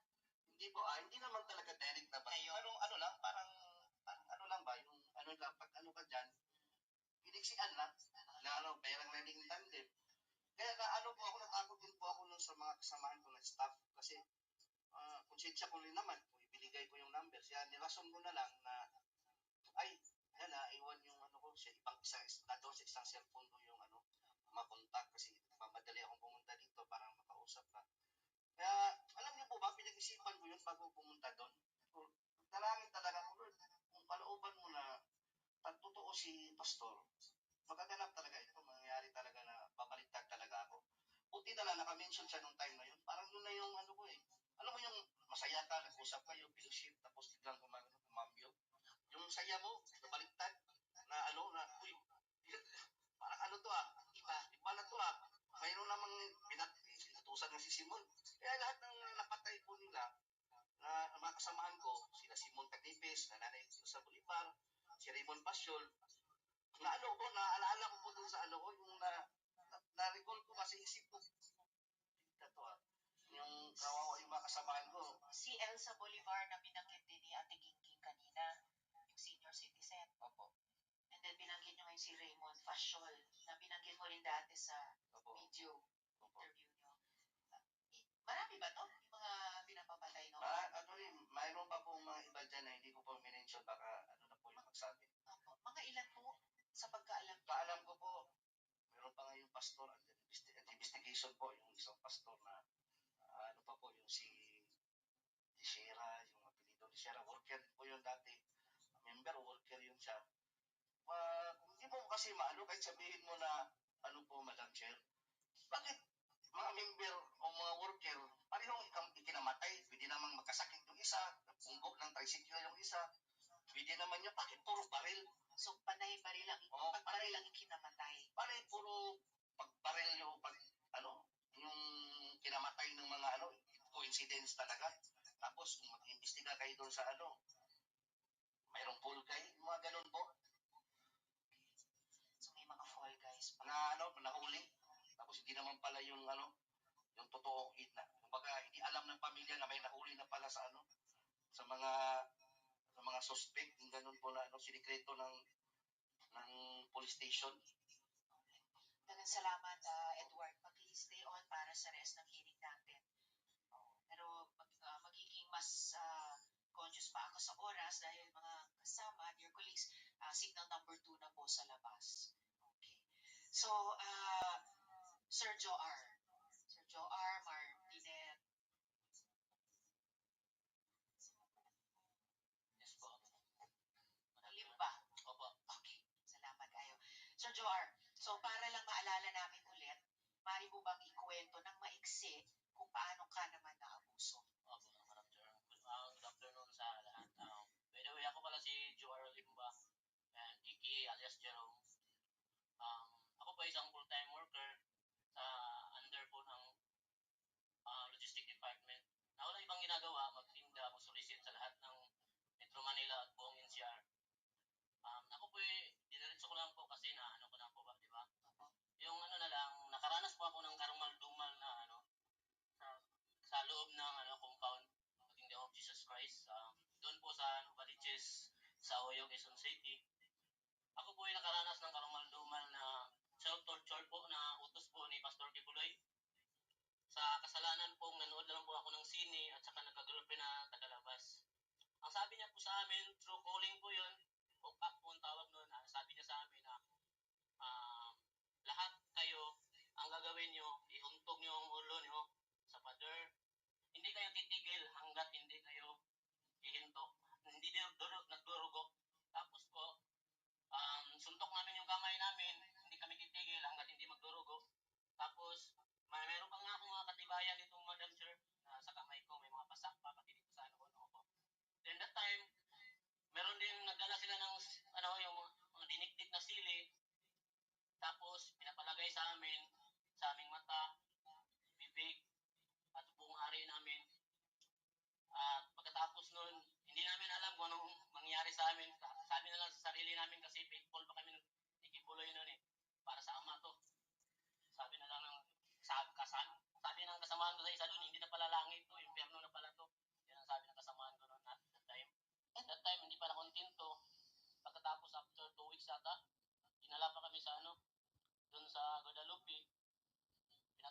kami ng walang permit. Yung building niya, yung ginagawa niya ngayong SMNI. Kami pinakauna ng trabaho doon. Tapos binigyan lang kami ng 2 damit. Yun lang, palitan lang. Trabaho kami noon. 2 buwan yata kami nagtrabaho doon. Doon, pagkatrabaho namin, para sa ama din. Yung ginagawa namin kasi para sa ama, dadalangin din kami. For that time, was time na sa katagalan namin magtrabaho doon, naisipan namin parang hindi na yata tama to Di ba? Pagtrabuhayin ka na walang permit, tapos bawal kami magtrabaho ng umaga kasi bawal nga, kasi walang permit. Gabi kami, madaling araw, hanggang umaga, alas 6 kami magtrabaho. Lahat ng mga kwarto doon sa building na yon, binabar down namin, pinagamitan namin ng hammer. Yun lang ginagawa namin. Ilang taon yun, ay ilang buwan.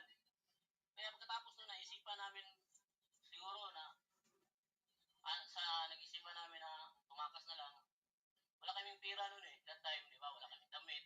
Tourist lang, di ba? Ang ginawa namin, meron kami nakukuha ng mga doon, mga bakal, Madam Chair.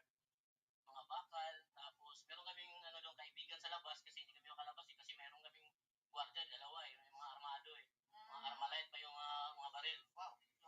Naka-uniform pa, na task force, Davao, that time yun. Task Force Davao sa Guadalupe, sa Makati. Opo. Pagpanis din namin dun sa Oyo, meron din mga 2 armado din. May mga baril din.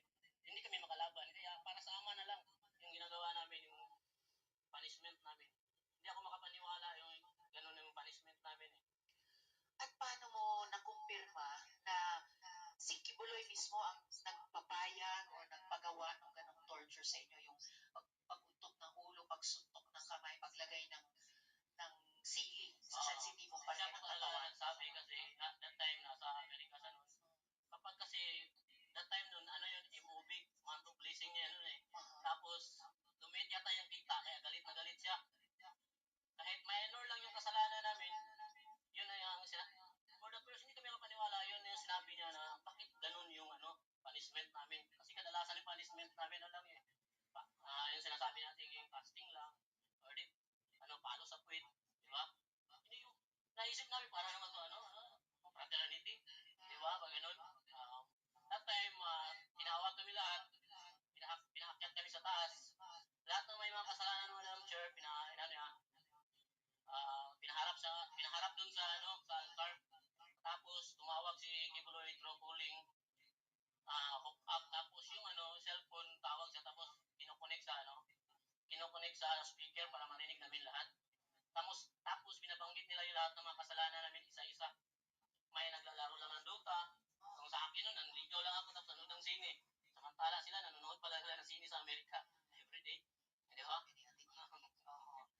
So, narinig nyo talaga siya, yung boses niya na mag-utos. Palagi yan, Madam Chair, kasi hindi na bago palagi. Kasi palagi din ako na-hook up niya dati. Kapag nakakasuntok ako ng guard sa mall, kapag nagtitinda ako, kasi nagagalit ako Nagagalit ako sa mall kapag nahuhuli ako tapos sasabihin ng guard, ibulo yan. Siyempre, magpakamatayan kami para sa kanya. Di ba? Ihanda namin, buwis namin ng buhay para sa kanya. Ayaw namin, kasi yun ang utos namin, hindi dapat si Pibuloy. Hindi siya masali sa ginagawa namin na paghahanap ng pera. Diba? At tama ba, Sir Joar, yung balita namin na pagkatapos lumabas yung video testimony mo nung sa nakaraang hearing, ay kinasing yung maliit mong karinderya? Opo, meron kasi tinanong ko po yung may-ari ng, hindi na kasi pagkatapos hindi na ako umuwi doon kasi natakot na ako Tinawagan ko yung yung may-ari ng inaupahan ko doon sa karinderya ko. Sabi sa akin, huwag kang muna umuwi dito kasi mayroong mga tao dito nagpipicture. Tapos naghahanap, saan daw ako. Kaya hindi na ako umuwi. So, yun lang, hinanap ka by name? Oo, yun lang. Pero hindi ko naman sabi kung sila yun. Okay. Salamat kayo. Salamat, Sir Joar. At ngayon gusto ko rin matanong si Ms. Jocelyn Mondehar. Ms. Jocelyn, tama ba na yung anak mong minor ay dating miyembro ng KOJC? Yes po, Madam Chair. At yung anak niyo po, siya din po ba ay pinalimos ng KOJC? Okay. So, bakit mo siya kinuha sa KOJC, yung anak mo? Gusto ko po sana umpisahan yung Yes, sige po. Briefly kung maaari. Sige po. mapagpalang araw sa ating lahat po, no? Gusto ko lang itong mag-share, hindi dahil galit ako. Kasi napakabuti ng Diyos sa akin. Ngayon, simula nung nag-withdraw ako ng loyalty, nagpaalam ako sa office ni Mr. Quiboloy dito sa may Angono KLC. Last year, nagpaalam ako na mag-withdraw ako. Kasi ayoko na magsimba pa dyan or maniwala, magiging patuloy na maging sympathizer kung nagdududa na ako sa kanya. So, nirespeto ko pa rin yung ministry niya. Paalam ako. Tapos yung, dati po ako full-time din, 1993. Katulad din ng iba, ginawa din kami taga-produce ng pera through sa paglilimo sa iba't ibang paraan. Umaakyat ako ng bus, gamit yung mga iba-ibang association, lahat-lahat na lang ginawa namin. 21 November 25, lumabas ako kasi nagkaroon ako ng ulcer. Kasi 1999, naranasan ko din yung parusa dry fasting.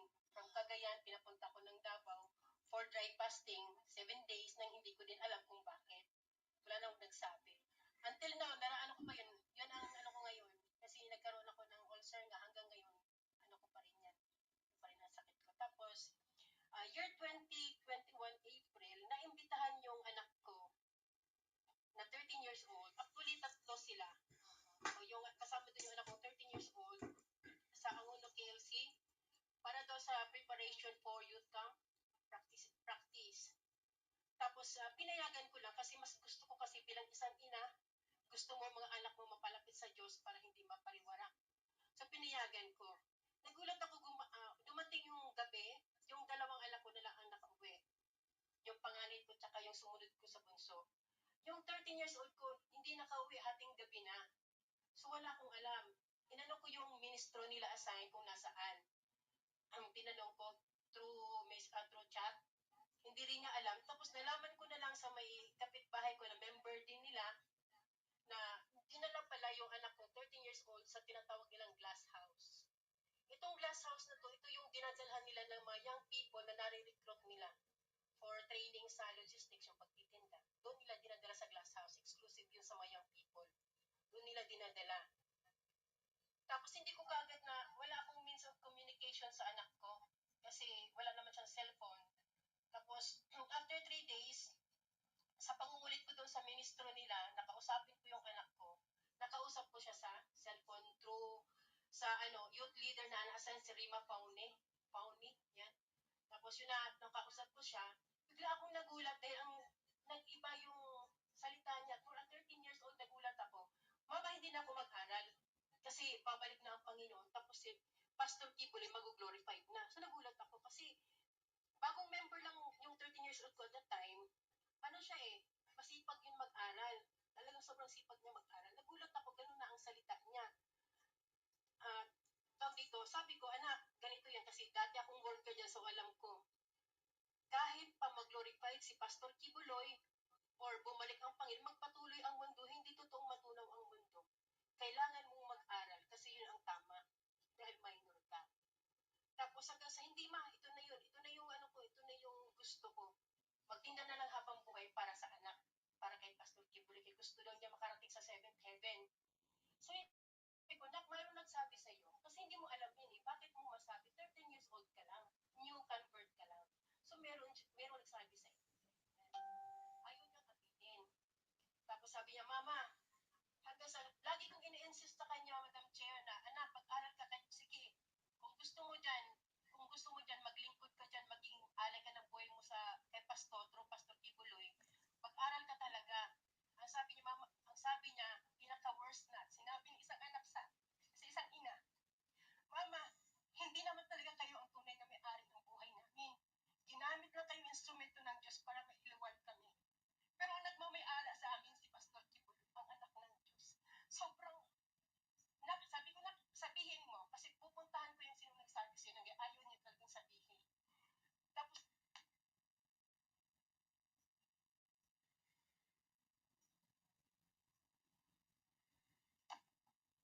Ayun, okay na. Actually, Miss Jocelyn, talagang, I mean, sa puntong yan talagang napakasakit marinig at nakakabahala sa isang ina. Pero baka senyalis din ito na kailangan din natin pagkatapos nyo ngayon marinig si Mr. Kiboloy at marinig si na General Todd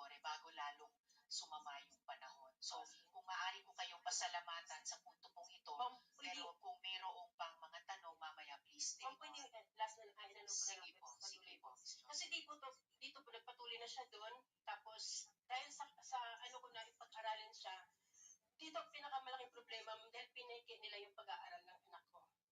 Kinuha nila yung report card, previous report card ng anak ko ng grade 8, tapos PSA, kunyari in-enroll nila. Pero sa isip ko bilang isang ina, paano ang isang bata nakakapag-aral ng mula umaga hanggang gabi, madaling araw, nagtitinda ng otak? Di ba hindi hindi dapat? Paano makapag-aral isang bata? 13 years old lang yung anak ko. May sakit pa siya sa baga kasi may inang baga nun. Lagi ko sinasabihin may sakit sa baga ang anak ko. Tapos ma'am, nung time na sinasabi nila na ini-insist ng youth leader na nag-aaral yan te. Ito yung Rima Fauni. Opo. Pati yung dalawa yan sila, si Carla Guillermo. Oo. Okay. Tapos ma'am, napatulong ako sa teacher niya dati, grade 7. Ma'am, pakitrace kung talagang ba na-enroll ang anak ko. So, sabi ng teacher niya, ma'am, kahit kahit saang school, wala siyang makitang pangalan ng anak ko naka-enroll. Pero sinabi niya naka-enroll. Tapos nung time na nalaman ko yun, ma'am, pinagpursige ako. Sabi ko, pupuntahan ko yung hideout nyo kasama ang DSWD at DepEd, may kausap na ako. Siguro sa takot nila mamang iskandalo, hinatid nila yung anak ko sa bahay.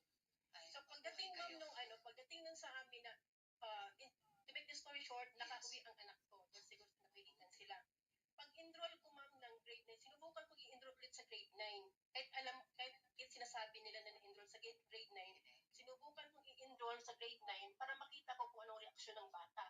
Kasi kung totoo nag-aral siya, niya ako, mama hindi, kasi na-enroll na ako doon, nag-aral ako. Wala siya kahit anong reaksyon, ma'am. So na-confirm ko na hindi talaga siya nag-aral.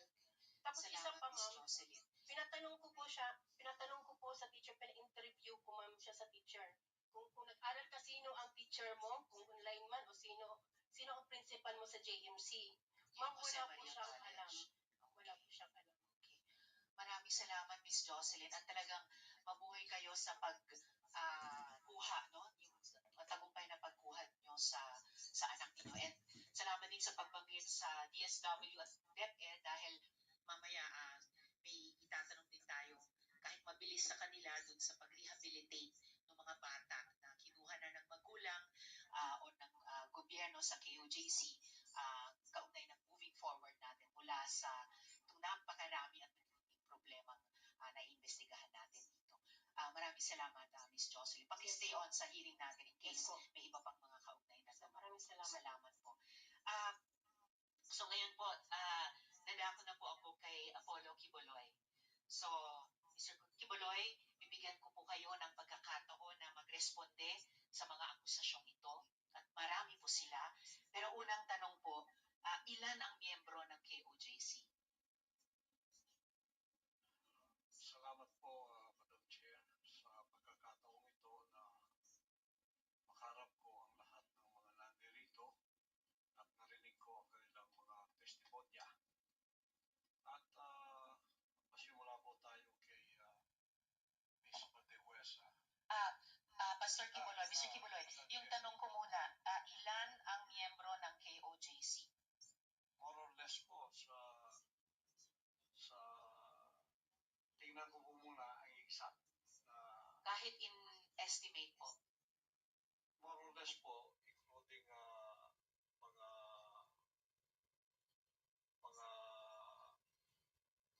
partners, yung ibig sabihin ng partners, yung hindi pa membro, pero covenant partner na sila, mga more or less 7 million. So kasama, so miyembro plus covenant partners, mga 7 million sa inyong pagkabilang. Okay, sa mga follow-up question ko po, dun sa mga testimonya ng mga victim survivors, sinexually abuse nyo ba ang mga babae at mga menor de edad? At ginamit nyo ba ang relihiyon para i-sexually abuse Wala sila? pong katotohanan yung kanilang mga sinabi.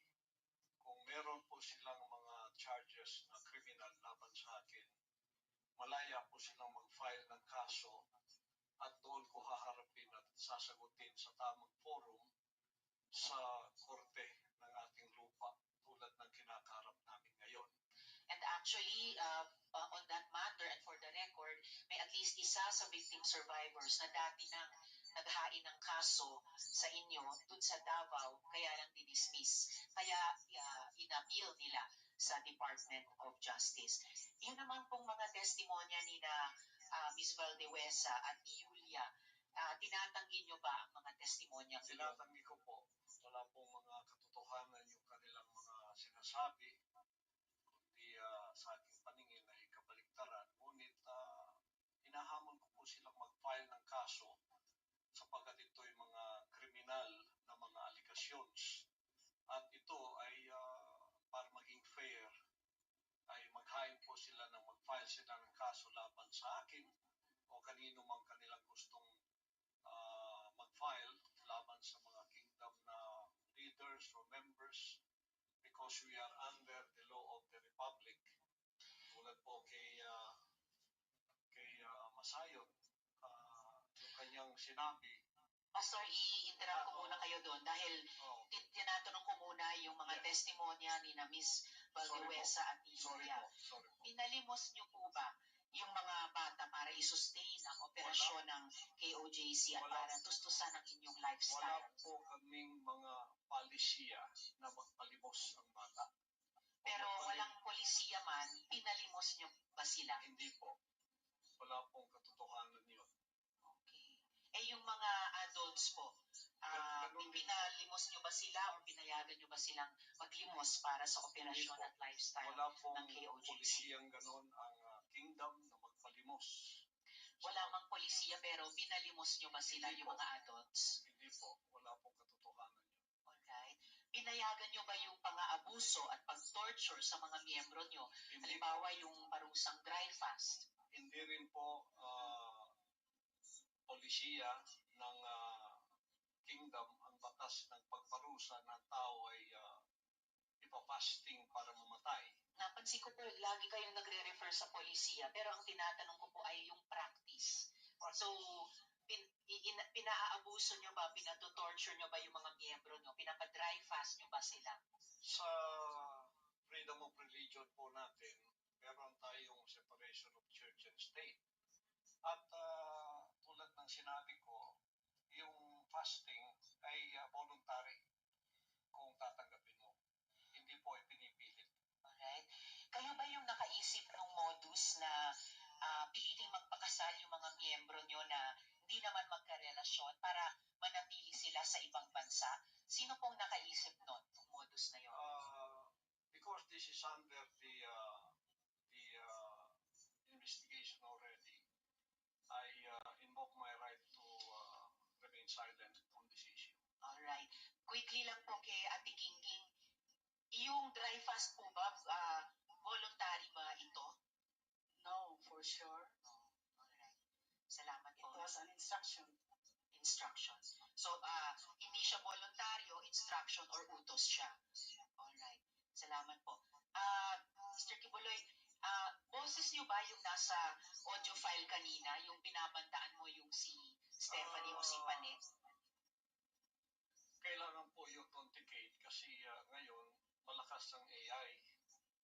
So pero boses niyo ba yon, yung nagbabanta kay Pane o kay Stephanie? It appears na parang boses ko. Pero hindi ko po ma-authenticate kasi ngayong panahon na to malakas ang AI.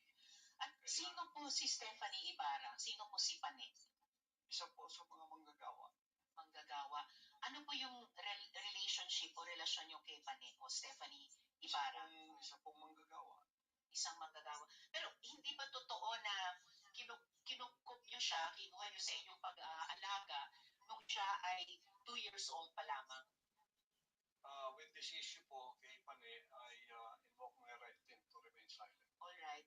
So, pero sa pagkaalam po namin, inalagaan niyo siya nung bata pa lamang siya. So, parang naging tatay kayo ni Stephanie o Pane Ibarra. Tama po ba? I invoke my right to remain silent po sa issue na yan. Okay. Kasi sa audio file naman po, sa kabila nung sa pagkaalam ay kinupkup niyo siya nung 2 years old pa lamang, bata pa lang siya na parang naging tatay kayo niya. Pero sa audio file, bakit parang asawa asawa niyo kung ituring itong si Stephanie Opani. I invoke my right to remain silent. Alright. Issue rin po. Ngayon po, kino-confirm niyo po ba na meron kayong isang hukbo o private army sa inyong disposal? At ano po iyang tinatawag na angels of death? Yan po ay kasinungalingan, at kung yan ay akusasyon, inihiling ko ang accuser na mag-file siya ng kaso laban sa akin. Okay. So, sinasabi niyo kasinungalingan yung isang hukbo na nasa inyong disposal. Pero ano naman po yung angels of death? Hindi ko po, invento po nila yan. Invento lamang. Ano ang, kanina po kasi sinabi po ni Sir Edward na yung ano ba ito? Yung teka ha. Kay Edward. Yung 2nd Metro Davao Signal Battalion ay may kaugnayan sa Task Force Davao. So, ano ang ugnayan kung mayroon ng Angels of Death dun sa DDS o Duterte Death Squad naman? Wala po akong personal knowledge niya, so I invoke my right to remain silent on that issue also. Alright. Tapos, pwede nyo bang ibahagi sa amin, mula sa perspektiba nyo, yung detalye ng law enforcement kung papaano nakuha nila ang kustodiya sa inyo? Pakiulit po. Mula sa inyong pananaw at karanasan, paano po nakustodiya kayo sa kamay ng gobyerno, ng ating law enforcement With agencies? that issue po, I also invoke my right to remain silent. Alright. Sige. Bago po ako dumako naman kina General Torre, meron po akong ifa-flash dito po sa ating monitor. Panoorin natin lahat, pati ninyo, Mr. Quiboloy.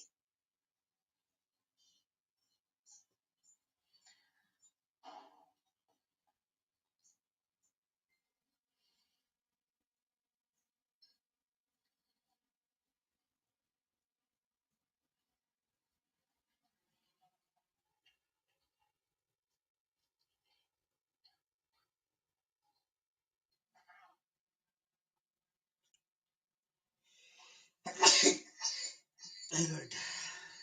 Inaayos lang po yung pag-flash natin. Naglalag lamang po, pero andito na dito sa gilid.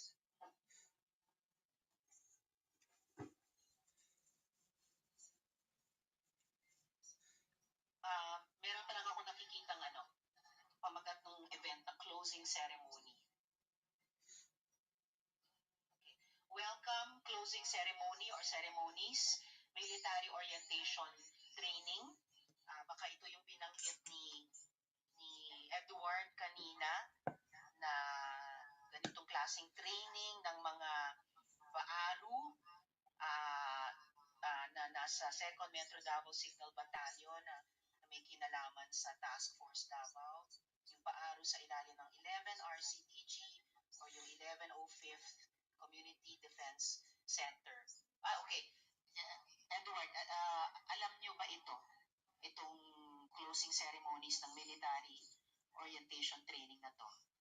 Madam Chair, una sa lahat, yung curriculum po yung TIP, Davao is separate po yun, iba yun. Opo. Unang training po yun ng batch ng worker. Okay. Pero lately, naging pumasok na sila sa PAARO. Yun yung national. Separate po yung Task Force Davao sa PAARO. Yung PAARO nag-start 2015 po. Second Signal Battalion. Yan po yung mga lately na yan ng mga batch ng mga mga training po. Kasi hindi lang naman sa aming batch 2015 yung may training eh. Every year nag-held po ng training. Kung mapapansin niyo po, pagkakaalam ko hindi pa Brigadier General po si Buloy nung time na yan, nung time namin. Parang bago lang tayo naging Brigadier General sa reserve unit. Yes, na nakikita natin sa letrado na natakpan lang ng bilog sa kanila, pero P-Gen, Pastor Apollo C, and I suppose Quiboloy. Pwede nyo bang i-confirm ito, Mr. Quiboloy? have a right to remain silent. Still on this issue, I invoke my right to remain silent. Okay. So ang kaya ko noted, ini-invoke niyo ulit yun. Ang kaya ko ipinakita sa ating lahat ito, dear colleagues, ang mahalaga, ang military training na ito, lumalabas ay para alagaan si Mr. Quiboloy, hindi po para sa bayan. Na ang alam natin sa ating mga armed services, yun talaga ang mandato nila. So, Mr. Quiboloy, ginagalang po ng komite namin yung constitutional rights ninyo. Ang mahalaga ay nabigyan kayo ng pagkakataon na magsalita rito. And then, ngayon po naman, please, of course, you will stay on sa hearing para kung may iba pang tanong sa inyo bago tayo matapos, bago tayo mag-adjourn. E ngayon po, tungo tayo sa ating law enforcement naman. So kung maaaring matanong ko naman muna si General Torre, sir. General, nung nakuha po si Quiboloy, naging usap-usapan po noon kung naaresto ba siya or sumuko ba siya. Pwede nyo bang liwanagan ito para sa amin? Paki-update nga po ang bayan. Once and for all, ano po ba ang nangyari? At the outset, ma'am, thank you very much for giving us the opportunity to present our side on this August body. This is the second time that we appear in the Senate, and in the first time, it resulted in our ability to show the Republic what is happening during the 16-day operation inside the KOGC compound. And today, we do hope to continue with our quest for justice to help the victims look and find and receive the justice that they also deserve. Regarding the arrest of Mr. Quiboloy, in all intents and purposes, in our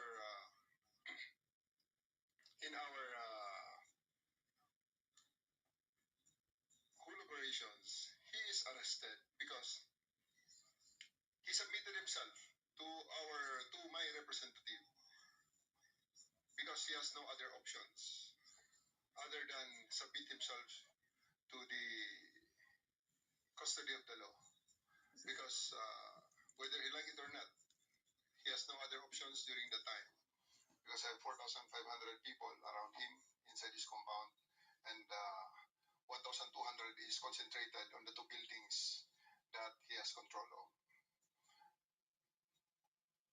On the part that he is saying that he voluntarily surrendered, it is just on the colloquial and the popular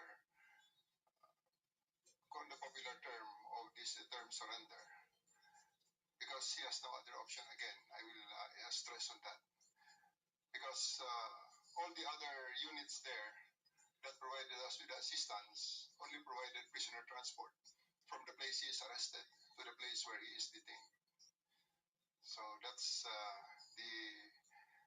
I think the synopsis of everything that transpired during that day on September 8th, when he took custody of him to make him answerable to the crimes that he is charged of in various courts in the Philippines.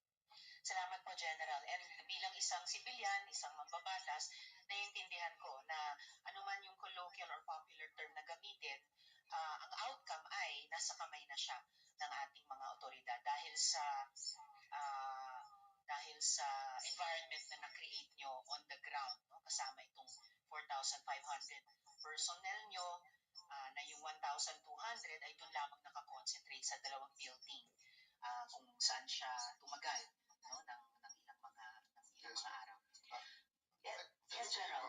I do believe that the term surrender and arrest is being debated upon. Well, I do believe that the camp of Mr. Quiboloy would like to model the issue on the term the surrender and arrested, because it has great bearing on the criminal case that they are facing, ma'am. So they can use the voluntary surrender term as part of their maybe their defense for and prayer for leniency and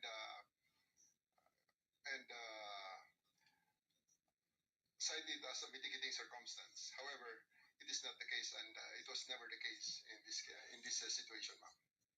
Well, in any case po, General, tulad ng nagtiwala kami sa PNP na sa tulong ng ibang mga other units na nag-a-assist ay mapapasakamay nyo rin si Mr. Quiboloy. May tiwala rin ang komite ngayon sa Department of Justice na ma-handle alang-alang sa mga victim survivors at alang-alang sa ating bayan yung mga kaso ni Quiboloy. General, ang sabi niyo po ay may mga continuing crimes na nagaganap sa loob ng KOJC compound. At sabi niyo po na may mga iba pang mga biktima na gusto ng PNP pang sagipin. So, pwede po ba kayo mag-elaborate tungkol dito? As of the moment, ma'am, we are partnering with the Department of Justice in building up other cases to be filed against Apollo Kibuloy and his cohorts, his companions.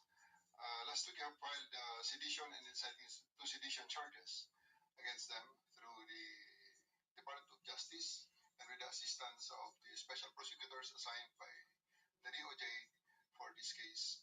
And there's still continuing build-up on the possible rescue of other people because we had experienced the extensive brainwashing.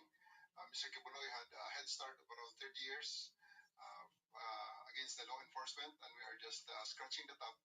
And I do believe that as time goes by, as people see the fallacies of his declarations, more people and more victims will be having the courage, will summon the courage to actually seek for the redress that the law is ready to give them.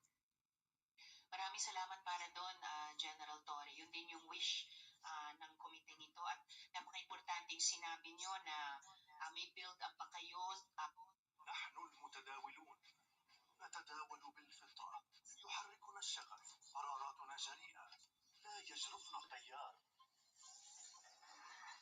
Sa tulong din ng DSWD at saka DepEd. Lastly for now, mula sa akin, General Torre, sabi nyo po, may mga humarang sa inyo sa pag-aresto kay Kibuloy. Ito ba'y, halimbawa, kagaya ng paglalagay ng mga fire truck, iba pang sasakyan para harangin yung highway mismo sa labas ng compound. Ito ba'y mga KOJC members din? O meron ding mga opisyal ng gobyerno? Sa tingin nyo ba ay may involvement pati yung local government sa pagprotekta kay Kibuloy? Well, on the direct evidence that we have right now, ma'am, we have seen members and non-members alike who had conspired to prevent us from serving the warrant of arrest for Kibuloy, or at the very least make it very, very difficult for us to actually do our job. And it's that for the persistence and faith of my superiors and the people from the government, and also the cooperation and the blood, tears, and sacrifice of my men, we would not have achieved and overcome the obstacles that they did to prevent us from achieving the mission. We had experienced roadblock after roadblocks, and the pressures, especially considering that the compound is very large and the only coverage that we have there is the SMNI, to which we are actually asking YouTube to take down, considering that it's being used to protect fugitive not only from the Philippines but also fugitive of the laws of the United States. So we're asking YouTube to actually take down the channel of SMNI and also Facebook for them to prevent from using those social media platforms as leverage for their illegal activities and criminal activities, basically.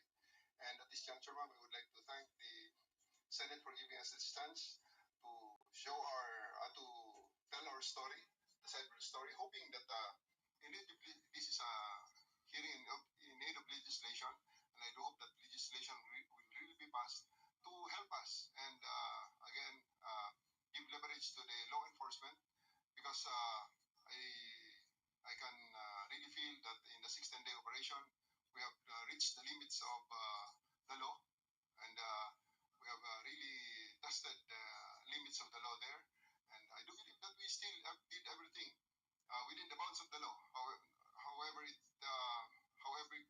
difficult it may be, and I do believe that it's time that we also try to adjust the law in the hope that it will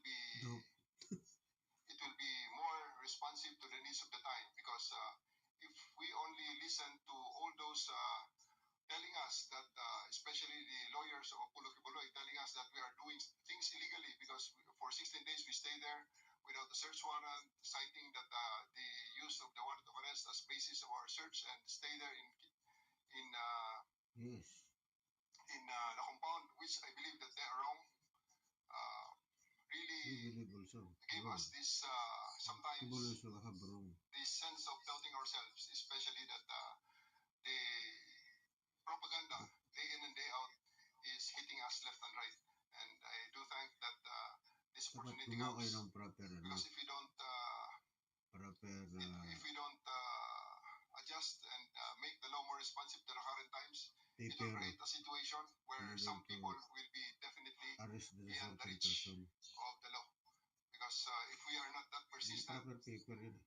Mr. Quiboloy will still be out Doon there pa sa laughing at us and just telling everything that prison. things that he wants to say because he will be out. He will be always out of the reach of the law.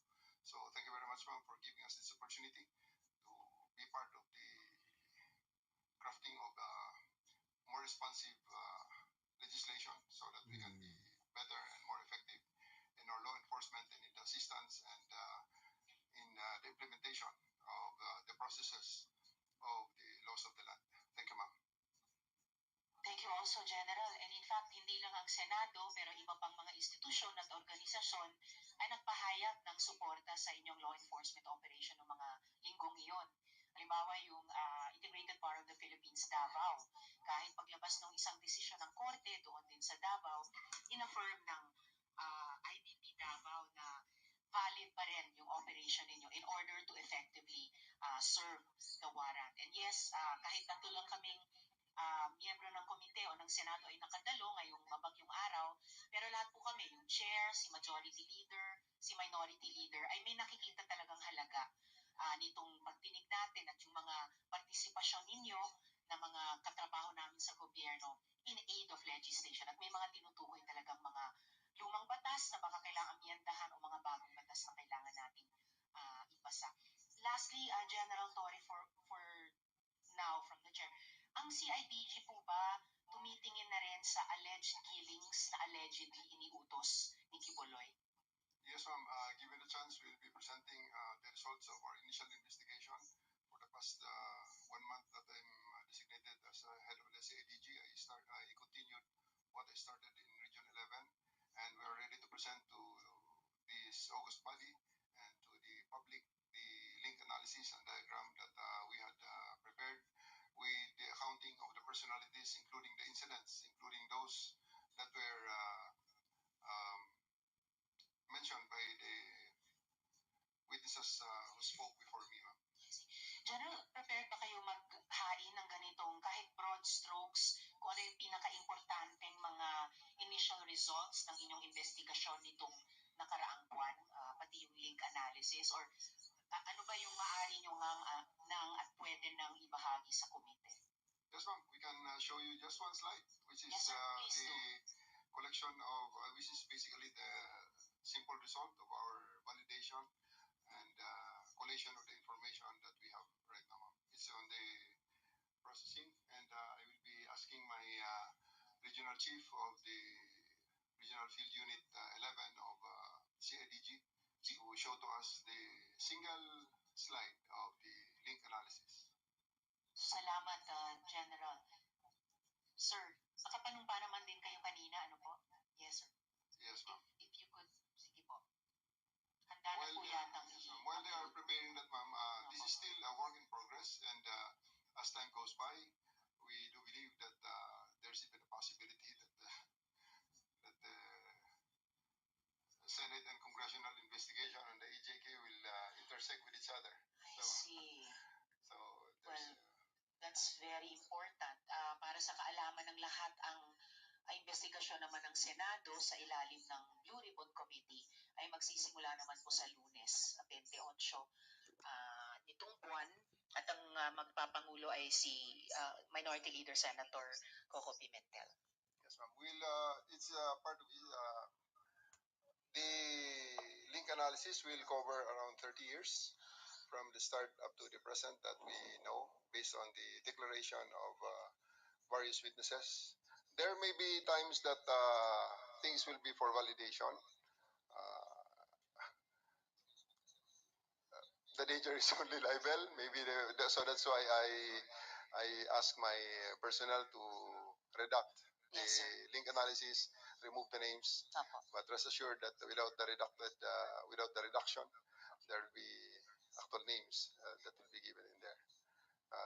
Very well taken, General. That will include victims who were already killed, who had died, and that will include the witnesses that you have just heard today and how they are positioned in the network of Mr. Quiboloy. Wala pong problema sa redaction, General Torre. Isa sa mga best practices din na ginagawa ng aming komite kapag hindi pa pwede o dapat ilabas ang anumang dokumento. Yes, ma'am. Of course, we also this is a from our standpoint. This is a two-edged sword. This will give Mr. Quiboloy the idea on how far we are in the investigation of his organization, but also we are presenting this to the public, hoping that to show the public and the potential, especially the potential victims, the other victims who have not yet spoken, have not yet surfaced, to have the courage to believe in us that we are actually in the correct path to the total investigation and comprehensive investigation of the organization of Mr. Quiboloy and his eventual delivery to the Bar of Justice of this land bank. General, magtitiwala po ang chair sa judgment nyo kung ano ang tingin nyo dapat at pwede nyo nang isa publiko without telegraphing any of your punches sa defense team ni Mr. Quiboloy. The chair will respect that po. What you want to and can present in public sa hearing na ito o ano yung gusto nyo isumite na lang muna in writing dahil mag-adjourn na tayo, wala nang executive session, but I will trust your judgment po ano yung gusto nyo ilabas ngayon in public hearing, ano naman yung gusto nyo isumite na lang in writing or totally not submit yet habang work in progress yung investigation. I would also like to acknowledge the immense work of Colonel Hansel Maratan here, the chief of the Davao City Police Office, to my left. They had been working closely with Colonel Jean Likod, my regional chief of the regional field unit 11, under the direction of our chief PNP. He had who had given us the instruction to really focus on this operation. Please, please only flash the link diagram lang. Or sir, General, while we're waiting for the finalized, redacted and finalized slide, maybe I can pose some questions kay Colonel Marantan. Yes. Thank you, General. Colonel, kaugnay sa isang follow-up question ko kay General kanina, naging usap-usapan din na mayroong mga kailangan pang i-rescue ng mga kababaihan at kabataan, in particular sa loob ng KOJC. Ano pong actions ang kinuha ng PNP?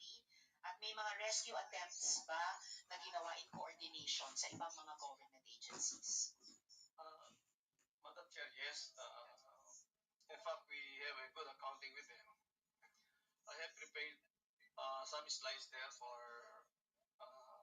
your appreciation.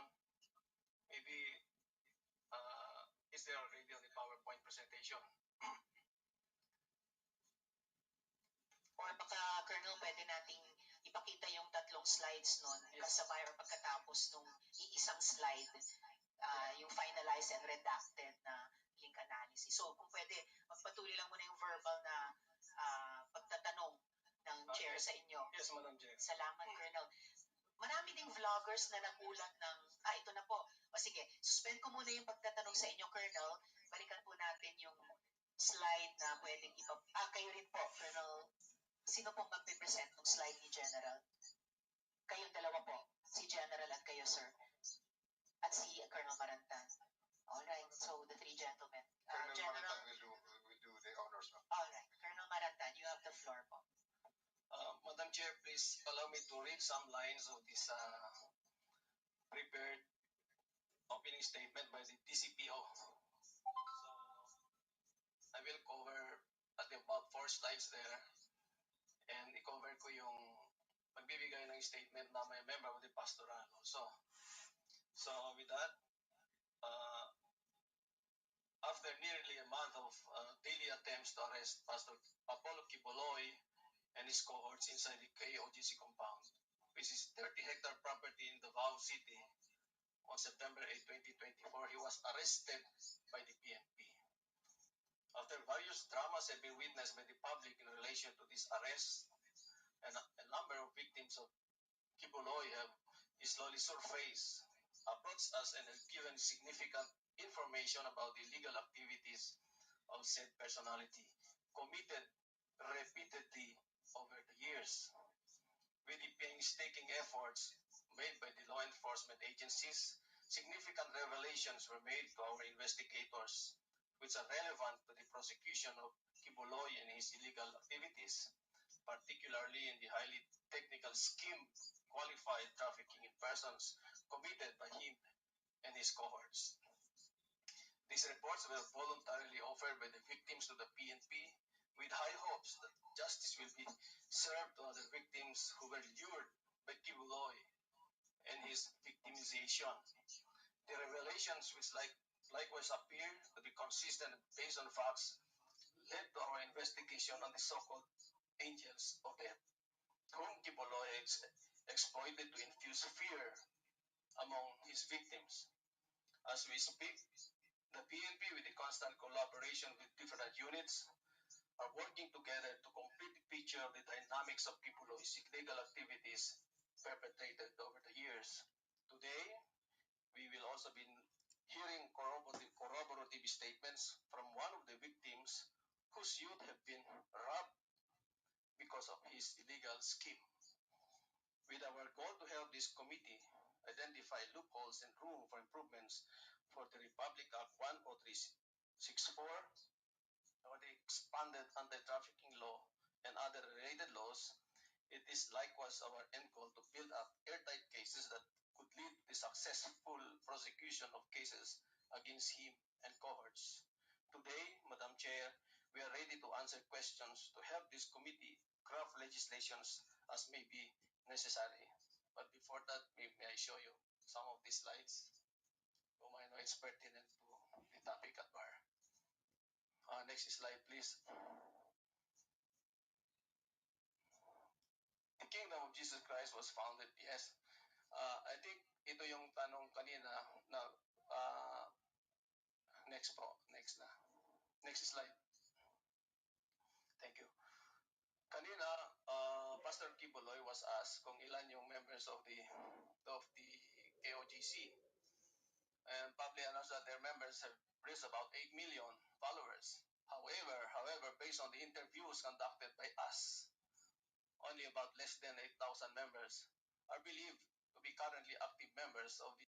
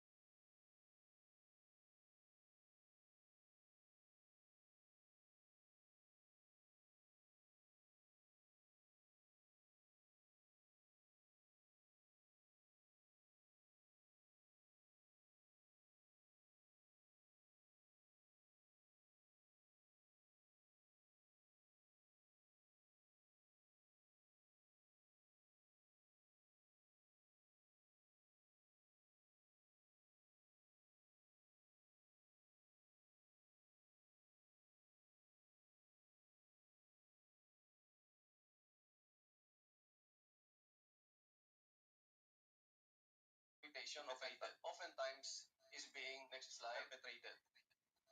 Next slide. Yan po yung difference na sinasabi kanina ng mga kasama natin ng mga resource speakers.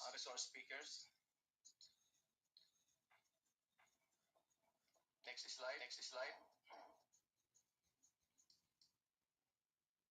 On sexual exploitation,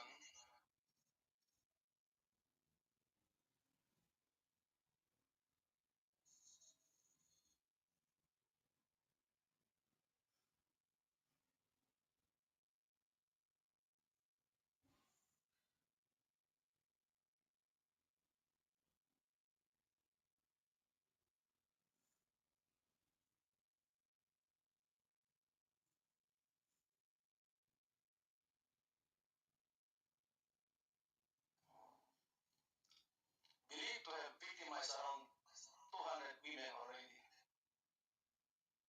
Currently, PNP identified 68 female personalities of different ages whom were victimized by quiboloy sexual exploitation. Engaged in strict fellowship with the inner pastorals to brainwash them on the purpose of illegal acts. Quiboloy capitalized on the existence of angels of death to sow fear among inner pastorals. Doon po pumasok yung matinding compartmentalization na kahit magkakatabi sila, hindi nila alam yung mga nangyari sa kanila. These inner pastorals who subjected themselves on the last rite, which is the performance of sexual activity with the quiboloy himself. Next slide. Meron rin kaming mga sinundan ng mga members of the pastoral. Very fresh pa yung mga experience na they can narrate it.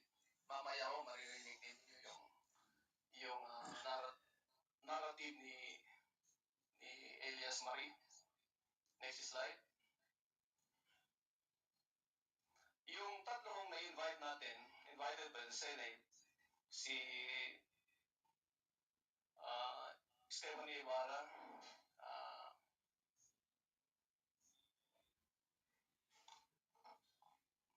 three of them, pwedeng i-refer ko lang.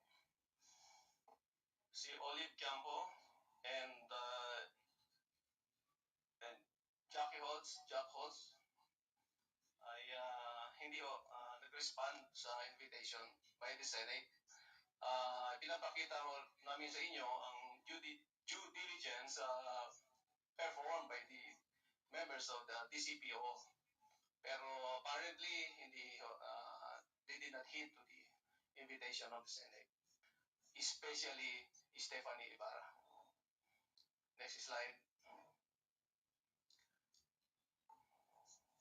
Yan po yung mga efforts. Every day, pumupunta yung mga policemen natin doon sa alam ng mga address nila. Next slide.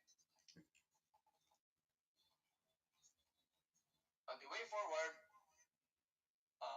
there's an investigation on the land grabbing issues at Barangay Tamayong, on the House of Quiboloy and Garden of Eden, Barangay Tamayong. Next slide. Oftentimes, naipalabas naman yung mga photos na ito.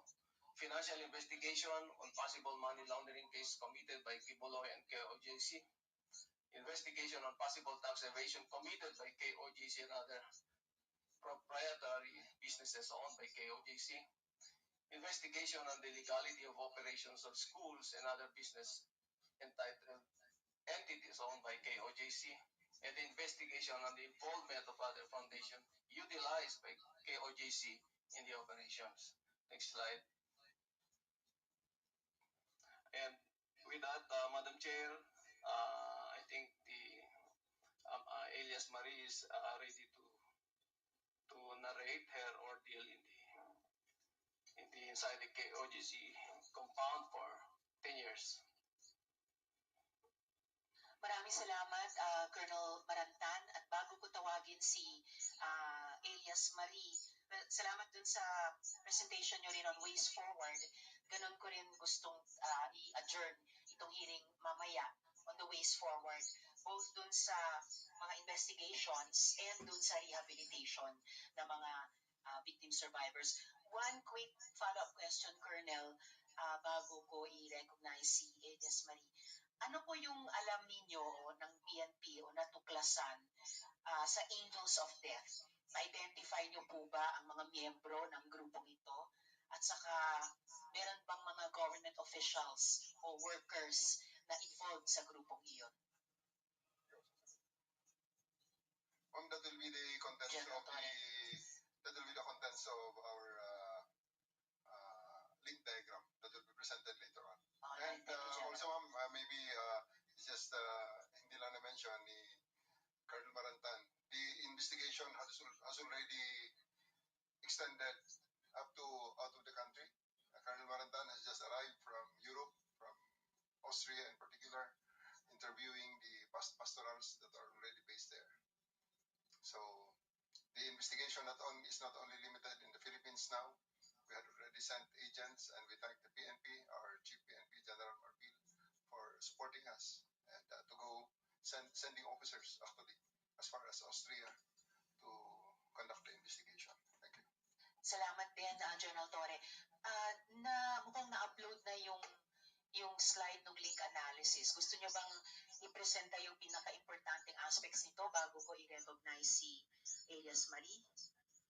I'll give you the opportunity, ma'am, to, if you will allow us, I'll give the opportunity to Colonel Chin Likot, the Regional Field Unit Chief of CIDG Region 11 based in Davao City. Salamat, General. Colonel Likod, you have the floor po to present the highlights nitong slide. To the Chairman, Madam Risa Ontiveros, ma'am, good afternoon. The other members of the Senate and, of course, the distinguished visitors. Good afternoon to everybody. The presentation that I'll be making this afternoon is just to support whether or not there is an existence of angels of death. So, if you don't mind, we could just go back just a little bit to the background, so that I can read. Please proceed, Colonel.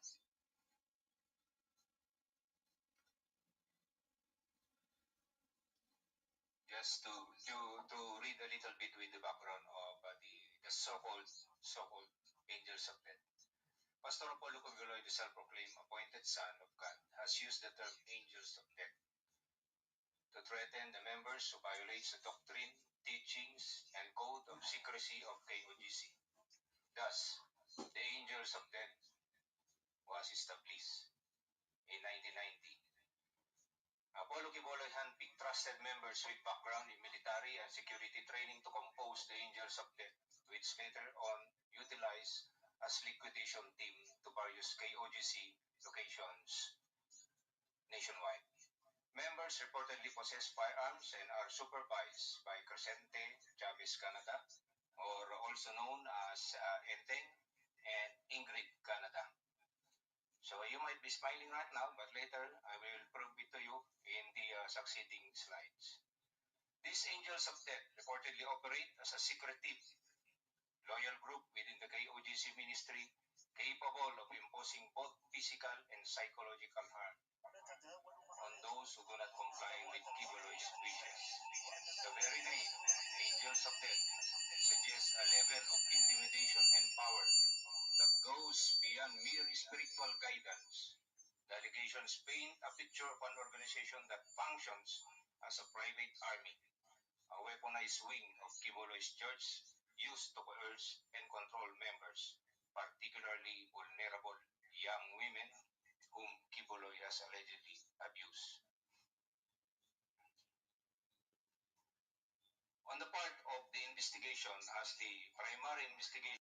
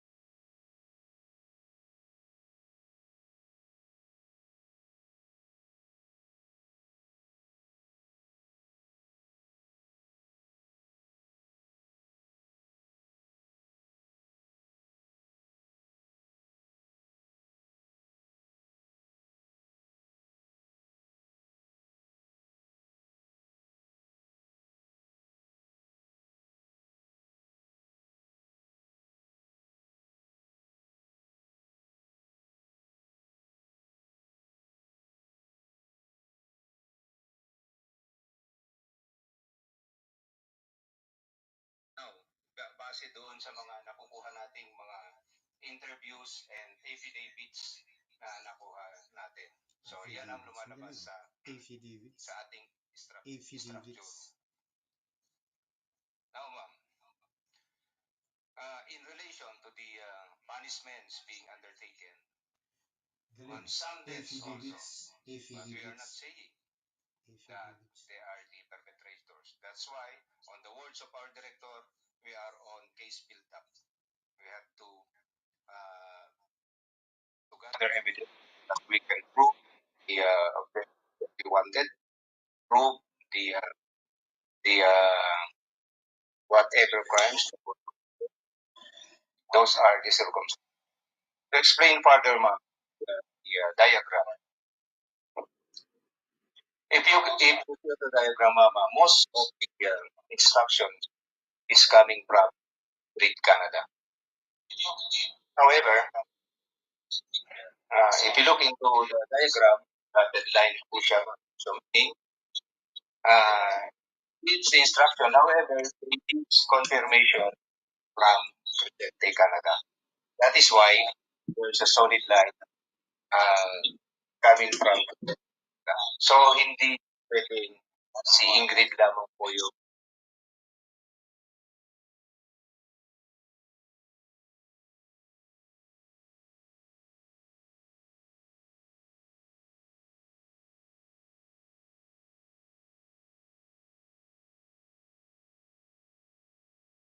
po yung usually nangyayari. As what we are saying, ma'am, these are all taken, extracted from the accounts of our witnesses and taken from their affidavits. Hindi ito invento.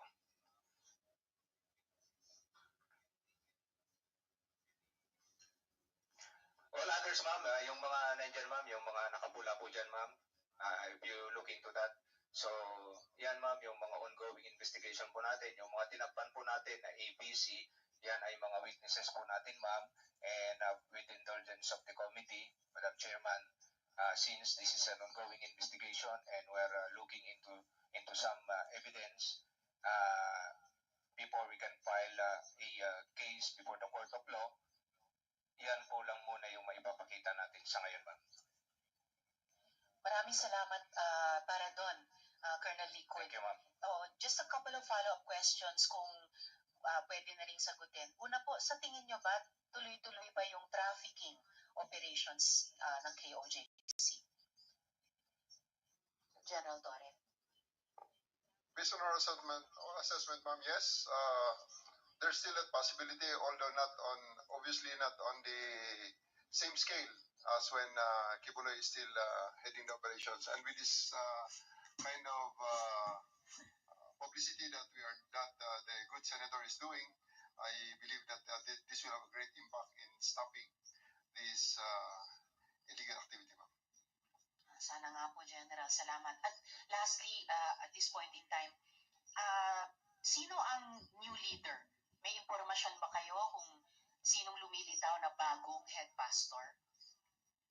As of the moment, ma'am, based on that link diagram, ma'am, you can see there on the upper right corner, Mr. Marlon Acobo. He has been doing that role, ever since I was there. We were there, and I would like to clarify that among the informants that we had, that were covered in that link diagram are people that you actually heard a while ago, ma'am. So those people there are prominently, the people that we heard a while ago are prominently playing a role in that link diagram. Maraming salamat para doon, General Torre at Colonel Marantan at Colonel Liquid. So at this point, kung pwede ko nang tawagin yung isa sa mga victim survivors na magsasalita sa atin ngayong hapon, alias Miss Marie. Willing po ba kayo magbahagi ng karanasan mo? Briefly, pero ano pinaka-importanting yung kwentong buhay mo na gusto mong sabihin sa aming komite? You have the floor. Good afternoon, Madam Chair, Senator Rizal Taveras, and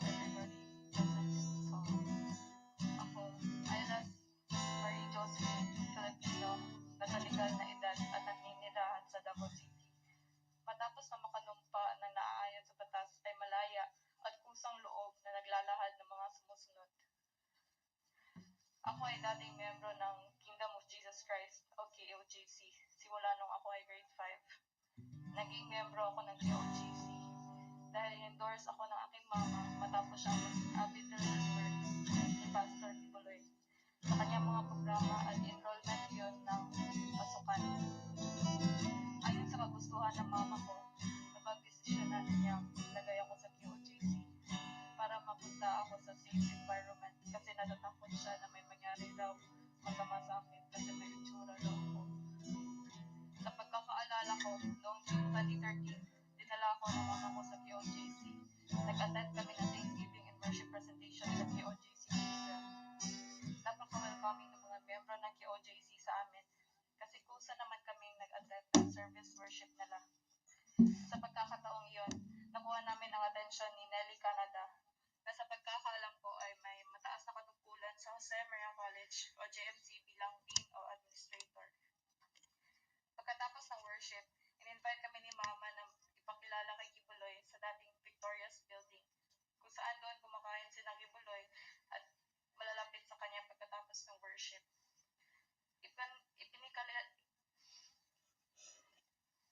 Nelly Canada let us meet Pastor and endorse ako ni Mama kay Quiboloy.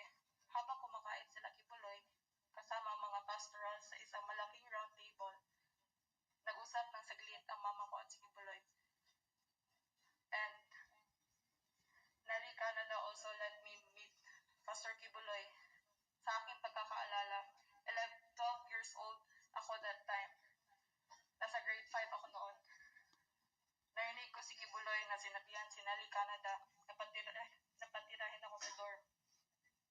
Sa pagkakataong iyon, natuwa ako kasi sa isip ko magkakaroon ako ng freedom since medyo hindi naman kami in good terms ni Mama. Ipinakita sa amin ang mga kwarto doon sa dorm at maayos naman ang mga kalagayan nito. Kinabukasan, kasama si Nelly Canada, kinuha namin ang mga gamit ko sa bahay, sakay ng isang Innova ng KOJC. At simula noon, doon ako pinatira sa loob ng compound. Habang nasa loob ng KOJC, nakatira ako sa dorm, kasama ng ibang mga miyembro. Sa pagkakaalala ko, nag-aaral ako ng grade 5 sa JMC habang binabayaran ng papa ko ang tuition ko, ngunit may discount bilang membro ng KOJC. Sa pang-araw-araw na pamumuhay doon, tinuruan kami na lahat ng gagawin namin ay nakabase sa schedule. Sa umaga, magigising kami para mag-devotional ng alas 4 o alas 5. Pagkatapos ng devotional, gagawin namin ang mga side tasks o work job na tinatawag kagaya ng pagmamap ng sahig, pagwawalis, pagpupunas ng mga furniture sa common area, at paglinis ng kwarto. Isang house parent namin ang nag-a-assign ng work job. Naalala ko din na kapag gusto namin lumabas ng compound, madaming dadaan ang proseso at hindi sa lahat ng pagkakataon ay mapapayagan lumabas ng compound. Noong senior high ako, pinalipat ako sa ibang quarters kung saan nakatira ang isang leader na kasama ko. Sa panahong ito, nagsisilbi na ako bilang member ng choir. Kalaunan, na-assign ako sa pastoral department. Meron pa din akong work job at minsan nag-serve ng pagkain ni pastor. Sa panahon iyon, napapansin ko parati niya kasama sa kainan si Stephanie Ibarra, na isa ring pastoral sa inner circle. Sa pagkakaalam ko, at alam din ng lahat na paborito ni Pastor si Stephanie Ibarra. Parati kasama ni Quiboloy si Stephanie kahit saan siya magpunta. Mga taong 2017, naimbitahan ako na kumain sa JMC lobby kasama si Quiboloy at ng iba pang mga inner pastoral. Nalaman ko kalaunan na kapag nakakasama ka na sa ganitong groupings ay malapit ka na mapagbilang sa inner pastoral. Naranasan ko ang ganitong routine na mga ilang buwan. Pagkatapos ng mga ilang buwan, isang gabi, inibita ako ng isang inner pastoral na si Patricia. Sabi niya sa akin, Marie, pinapatawag ka ni Sir kasi sabay daw tayo maghilot, be presentable. Pagkatapos noon, nag-prepare ako, nagligo ako at tinayos ko ang aking sarili. Sinamahan ako ni Patricia sa isang private theater ni Quiboloy. Pagdating ko doon, nakita ko si Jacqueline Roy at ibang inner pastoral na nag-aabang sa anumang iutos ni Quiboloy. Habang siya ay nakaupo sa kanyang recliner chair habang nanonood ng movie, pagdating namin doon, binulungan ako ni Patricia na pumesto sa may kaliwang paa ni Quiboloy. Hinilot ni Patricia ang kanang paa habang ako ay nagsimula na maghilot sa kaliwang paa. Si Jacqueline Roy naman ang nagmamasahe sa balikat ni Quiboloy. At sa pagkakataong iyon, naramdaman ko na privilege ako kasi hindi lahat may opportunity na makasama si Quiboloy or ang itinuturing namin na anak ng Diyos or appointed son. Sa tuwing nagte-testify ang mga inner pastoral sa worship or may event or team building, parati sila nagpapasalamat sa pribilehiyo na binigay ni Quiboloy sa kanila, kaya iyon ang nakatatak sa isip namin ng mga membro. Ang mga pastoral kasi ay tuturing na most privileged sa Kingdom Nation dahil sila naman ang pinakamalapit kay Quiboloy at nakakasama niya sa iba't ibang lugar at bansa at nakaka-well provided. Simula na hilot ako sa kanya, binigyan ako ni Patricia ng 5,000 pesos kada linggo na pinapabigay daw ni Pastor sa akin bilang allowance ko. Pinapalipat din ako ni Jacqueline Roy sa kwarto ni Patricia kung saan malapit ito sa kwarto ni Quiboloy. Naranasan ko rin maisama sa Hong Kong at magstay sa isang 5-star hotel kasama ang mga inner pastoral. Binigyan din ako ng pocket money na pambili ng anumang gustuhin ko. Nagsimula rin ako maglinis sa kwarto ni Quiboloy kasama ang ibang mga pastoral. Hindi kasi lahat ng membro pwede pumasok sa kwarto ni Quiboloy. Nang nanging pastoral na ako, pinagbawalan ako ng mga nakakatandang inner pastoral na pumunta sa mga lugar na madaming lalaki o makipagkaibigan sa mga lalaki. Bilang membro ng KOJC, pinagbabawalan rin kami na magkaroon ng boyfriend o gumamit ng cellphone at pinagbabawal pa kami ng iba't pang mga bagay. Noong naramdaman ko na mapapabilang na ako sa inner pastoral, madami ako natanggap ng mga bagay kagaya ng pabango, chocolate, damit na galing ibang bansa at iba pa. Ulit-ulit na lang ang ganitong routine sa aking buhay ng ilang taon sa loob ng KOJC compound noong February 2023. Dahil sa kagustuhan kong makapag-aral ng kolehiyo sa labas at sa pagniwala ko naman may kakayanan akong makapag-aral, lumayas ako sa KOJC compound at hindi na bumalik doon. Noong araw na mismo na iyon, pumunta ako kay Patricia dahil alam kong lumayas na din siya sa KOJC compound sa panahong iyon. Doon ko nalaman na inutusan siya ni Jacqueline Roy na ihanda ako para maging membro ng inner pastoral. Sinabi ni Patricia na kinausap din siya ni Quiboloy para ihanda ako na maging membro ng inner circle. Inamin din niya na si Quiboloy na lahat ng akusasyon na sexual exploitation laban kay Quiboloy na inaakusa ng mga lumabas na pastoral ay totoo. Inamin din ni Patricia na inaalay nila ang katawan, isip, kaluluwa at spirito nila kay Quiboloy para sa mga sexual na gawain at paghihilot ay umpisa lang ng duty sa pagiging inner circle pastoral. Ayon sa kanya, sabi ni Patricia, dito sa panahong ito, sinisubukan ni Quiboloy kung handa na ba ang isang inner pastoral para ialay ang katawan, isip, at kaluluwa para sa kanya. At nung nalaman ko iyon, nagtapa ako kay Patricia kasi pakiramdam ko, ilalagay niya pala ako sa kapamakan. At hindi niya ako sinabihan sa mangyayari sa akin. Pero, nagpapasalamat naman ako dahil nakaalis na ako doon sa compound. At hindi ako napagsamantalahan. Kaya ako nagsasalita ngayon dahil as former member, alam ko na buong operasyon ng KOJC ay panlilit lang lamang. Yan lang po, Madam Chair. Maraming salamat sa iyo, Marie. Ilang follow-up questions lang, okay? Kung maaari. Okay, yes, Madam Chair. Alright. So, bilang muntik nang naging inner pastoral, bilang naging pastoral, ano yung paniniwala mo sa katauhan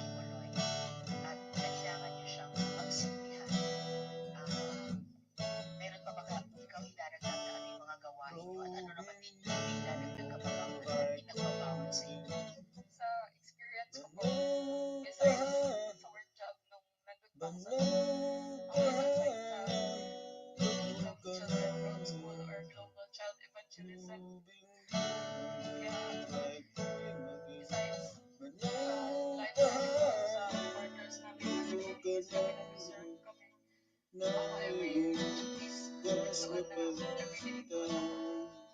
And back then, ay napatingin ko talaga kay Pastor is father figure. Kasi okay naman ako na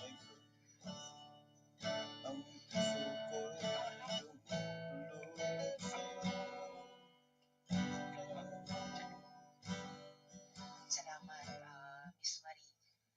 Sabi mo nga, 11 years old ka na pagkatiwala ka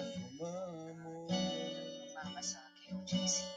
So, 2 years after na, resign ka para maging pastoral. So, you were already being part of the inner circle ng mga pastoral. At maraming beses, binanggit mo si Jacqueline Roy bilang bahagi ng proseso na yun.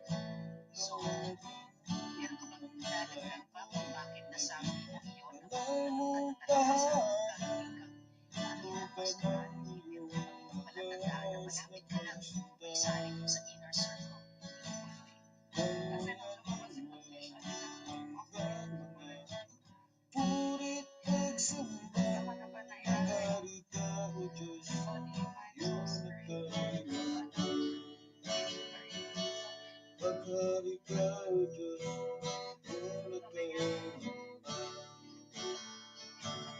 niya sa akin kasi parang hindi kailangan lumabas si Patricia na kung ano gusto ko sa future ko sa QJC. Sabi niya kung leader ba, along those lines. Ang sagot ko lang, gusto ko lang kasi like masave yung soul ko. Yun lang talaga yung pinakahawakan ko dati. Yun pa, Madam Chair. So, yung mga senyales mo na papunta ka na sa gagawin kang inner pastoral ay hindi lamang kay Jacqueline Roy pero kay Quiboloy mismo sa ganung mga pananalita at gawain nila. Yes po, Madam Chair. And eventually, hindi natuloy ito hanggang makatakas ka nga last year. So, bago ko itanong yung paano ka nakatakas, paano nangyari yun, pinag-massage ka rin, ano?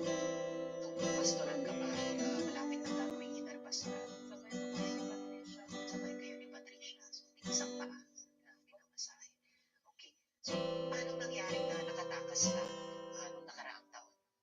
Nung nakaraan po, ibabalik na sana ako sa Kamayan. Kasi doon kami nag-aaral ng Bible School. Yun yung school na ACT College of Ministries. And personally, gusto ko talaga makapagtapos ng kolehiyo na totoong kurso. Maging professional. Ganun po. Ako, hindi ko na po kaya na mamuhay sa pang-araw-araw na ganun po na hindi ko wala akong choice. May sinasabi may freedom of choice. Pero naka-instruction naman lahat. Yan po, Madam Chair, kaya lumayas po ako. Hindi po ako nagpaalam. Lumayas po ako. Kasi kapag papaalam ako, nagpaalam na ako kay Jacqueline Roy before. And kung pwede mong sabihin sa amin in public, paano ka nakatakas? Unless hindi mo pwedeng sabihin.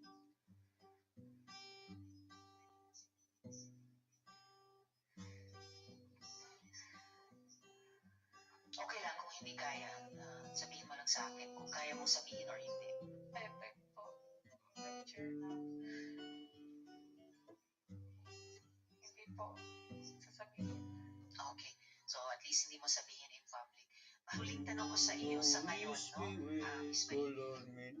At sinabi din ito ng ibang mga resource persons natin, pati mga magulang. Maraming mga bata ang nasa poder ng kingdom.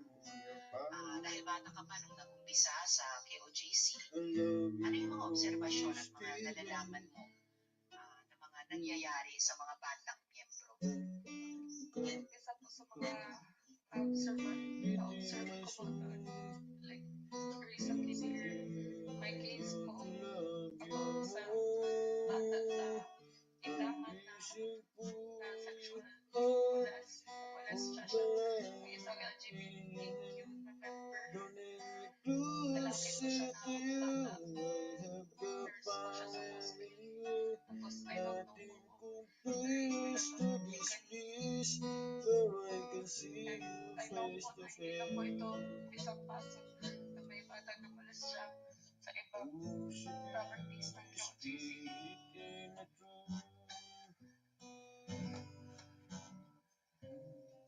Okay, maraming salamat, Miss Marie.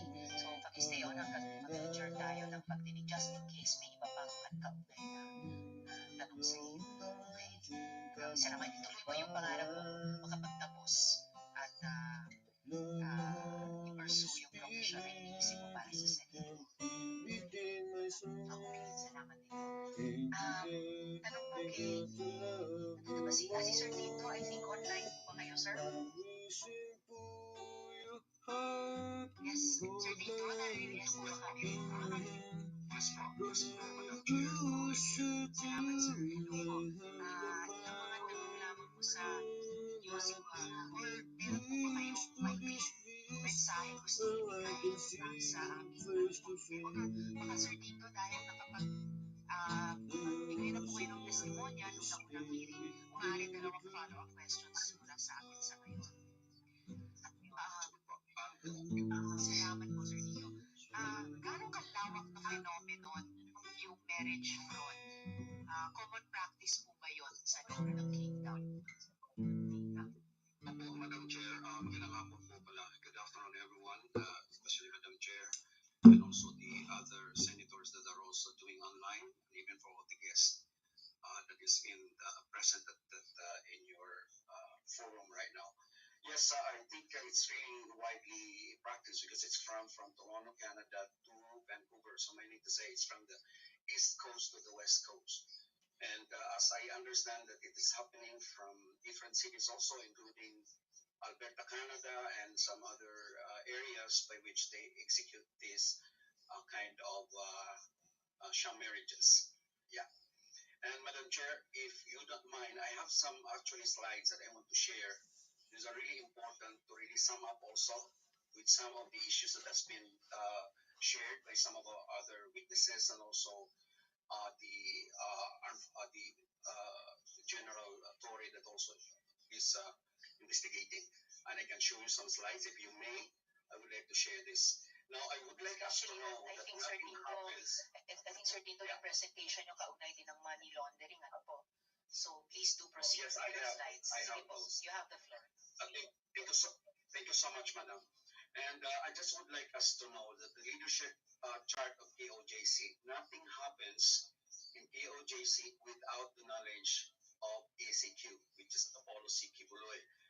So down to his board of administrators, to his coordinators and ministers, and then he selected leaders among these groups all over Canada to man those human trafficking that are brought in different places of all Canada. So it really begins when he has a King is Coming tour. When they come to Canada, he brings like almost 125 to 150 full-time medical workers, which includes pulpit workers, concert singers. Those are also who are setting up crew for his live telecast. And these people